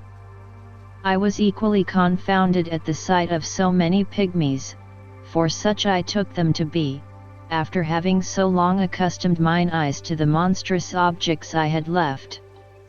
But the captain, Mr. Thomas Wilcox, an honest worthy Shropshire man, observing I was ready to faint, took me into his cabin, gave me a cordial to comfort me, and made me turn in upon his own bed, advising me to take a little rest, of which I had great need. Before I went to sleep, I gave him to understand that I had some valuable furniture in my box, too good to be lost, a fine hammock, a handsome field bed, 2 chairs, a table, and a cabinet, that my closet was hung on all sides, or rather quilted, with silk and cotton, that if he would let one of the crew bring my closet into his cabin, I would open it there before him, and show him my goods. The captain, hearing me utter these absurdities, concluded I was raving. However, I suppose to pacify me, he promised to give order as I desired, and going upon deck, sent some of his men down into my closet, whence, as I afterwards found, they drew up all my goods, and stripped off the quilting, but the chairs, cabinet, and bedstead, being screwed to the floor, were much damaged by the ignorance of the seamen, who tore them up by force. Then they knocked off some of the boards for the use of the ship, and when they had got all they had a mind for, let the hull drop into the sea, which by reason of many breaches made in the bottom and sides, sunk to rights. And, indeed, I was glad not to have been a spectator of the havoc they made, because I am confident it would have sensibly touched me, by bringing former passages into my mind, which I would rather have forgot. I slept some hours, but perpetually disturbed with dreams of the place I had left, and the dangers I had escaped. However, upon waking, I found myself much recovered. It was now about 8 o'clock at night, and the captain ordered supper immediately, thinking I had already fasted too long. He entertained me with great kindness, observing me not to look wildly, or talk inconsistently, and, when we were left alone, desired I would give him a relation of my travels, and by what accident I came to be set adrift, in that monstrous wooden chest. He said that about 12 o'clock at noon, as he was looking through his glass, he spied it at a distance, and thought it was a sail, which he had a mind to make, being not much out of his course, in hopes of buying some biscuit, his own beginning to fall short. That upon coming nearer, and finding his error, he sent out his long boat to discover what it was, that his men came back in a fright, swearing they had seen a swimming house. That he laughed at their folly, and went himself in the boat, ordering his men to take a strong cable along with them. That the weather being calm, he rowed round me several times, observed my windows and wire lattices that defended them. That he discovered 2 stables upon one side, which was all of boards, without any passage for light. He then commanded his men to row up to that side, and fastening a cable to one of the staples, ordered them to tow my chest, as they called it, toward the ship. When it was there, he gave directions to fasten another cable to the ring fixed in the cover, and to raise up my chest with pulleys, which all the sailors were not able to do above 2 or 3 feet. He said, they saw my stick and handkerchief thrust out of the hole, and concluded that some unhappy man must be shut up in the cavity. I asked, whether he or the crew had seen any prodigious birds in the air, about the time he first discovered me. To which he answered, that discoursing this matter with the sailors while I was asleep, one of them said, he had observed 3 eagles flying towards the north, but remarked nothing of their being larger than the usual size, which I suppose must be imputed to the great height they were at, and he could not guess the reason of my question. I then asked the captain, how far he reckoned we might be from land. He said, by the best computation he could make, we were at least 100 leagues. I assured him, that he must be mistaken by almost half, for I had not left the country whence I came above 2 hours before I dropped into the sea. Whereupon he began again to think that my brain was disturbed, of which he gave me a hint, and advised me to go to bed in a cabin he had provided. I assured him, I was well refreshed with his good entertainment and company, and as much in my senses as ever I was in my life. He then grew serious, and desired to ask me freely, whether I were not troubled in my mind by the consciousness of some enormous crime, for which I was punished, at the command of some prince, by exposing me in that chest, as great criminals, in other countries, have been forced to sea in a leaky vessel, without provisions, for although he should be sorry to have taken so ill a man into his ship, yet he would engage his word to set me safe ashore, in the first port where we arrived. He added, that his suspicions were much increased by some very absurd speeches I had delivered at first to his sailors, and afterwards to himself, in relation to my closet or chest, as well as by my odd looks and behavior while I was at supper. I begged his patience to hear me tell my story, which I faithfully did, from the last time I left England, to the moment he first discovered me. And, as truth always forces its way into rational minds, so this honest worthy gentleman, who had some tincture of learning, and very good sense, was immediately convinced of my candour and veracity. But further to confirm all I had said, I entreated him to give order that my cabinet should be brought, of which I had the key in my pocket, for he had already informed me how the seamen disposed of my closet. I opened it in his own presence, and showed him the small collection of rarities I made in the country from which I had been so strangely delivered. There was the comb I had contrived out of the stumps of the king's beard, and another of the same materials, but fixed into a paring of Her Majesty's thumb-nail, which served for the back. There was a collection of needles and pins, from a foot to half a yard long, 4 wasp stings, like joiner's tacks, some combings of the Queen's hair, a gold ring, which one day she made me a present of, in a most obliging manner, taking it from her little finger, and throwing it over my head like a collar. I desired the captain would please to accept this ring in return for his civilities, which he absolutely refused. I showed him a corn that I had cut off with my own hand, from a maid of honour's toe. It was about the bigness of Kentish pippin, and grown so hard,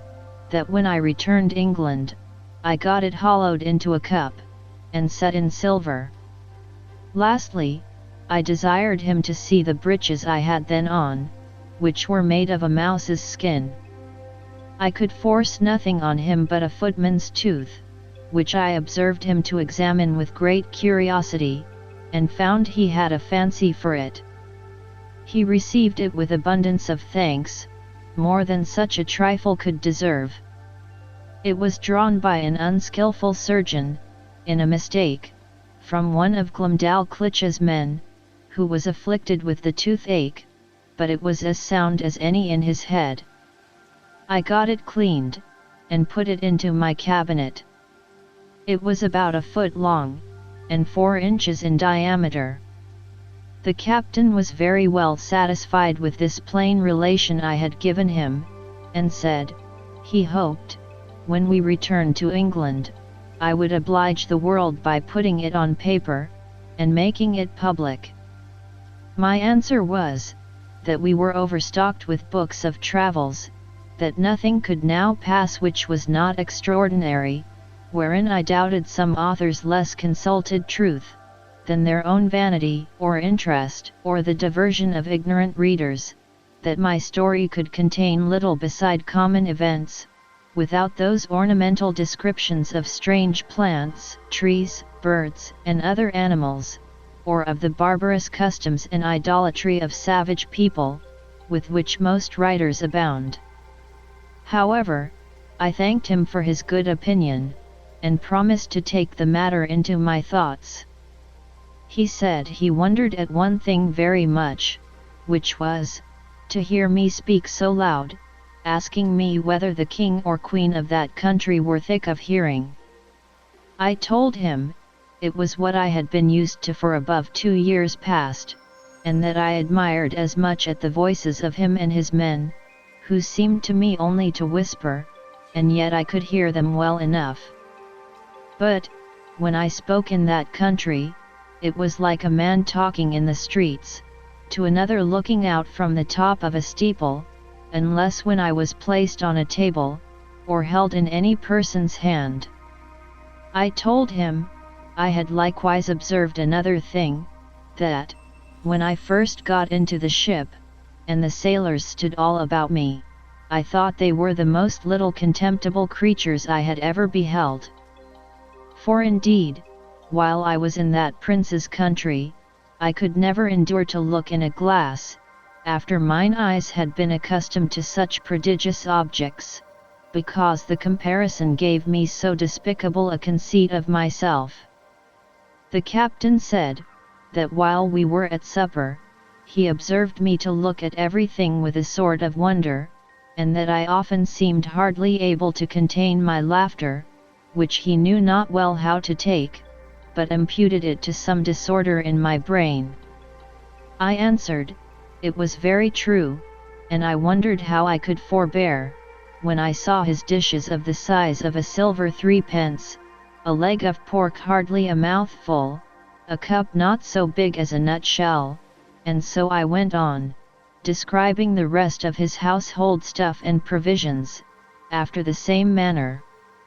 For, although he queen had ordered a little equipage of all things necessary for me, while I was in her service, yet my ideas were wholly taken up with what I saw on every side of me, and I winked at my own littleness, as people do at their own faults. The captain understood my raillery very well, and merrily replied with the old English proverb, that he doubted mine eyes were bigger than my belly, for he did not observe my stomach so good, although I had fasted all day, and, continuing in his mirth, protested he would have gladly given £100, to have seen my closet in the Eagle's Bill, and afterwards in its fall from so great a height into the sea, which would certainly have been a most astonishing object, worthy to have the description of it transmitted to future ages, and the comparison of Phaeton was so obvious, that he could not forbear applying it, although I did not much admire the conceit. The captain, having been at Tonquin, was, in his return to England, driven northeastward to the latitude of 44 degrees, and longitude of 143. But meeting a trade wind 2 days after I came on board him, we sailed southward a long time, and coasting New Holland, kept our course west-southwest,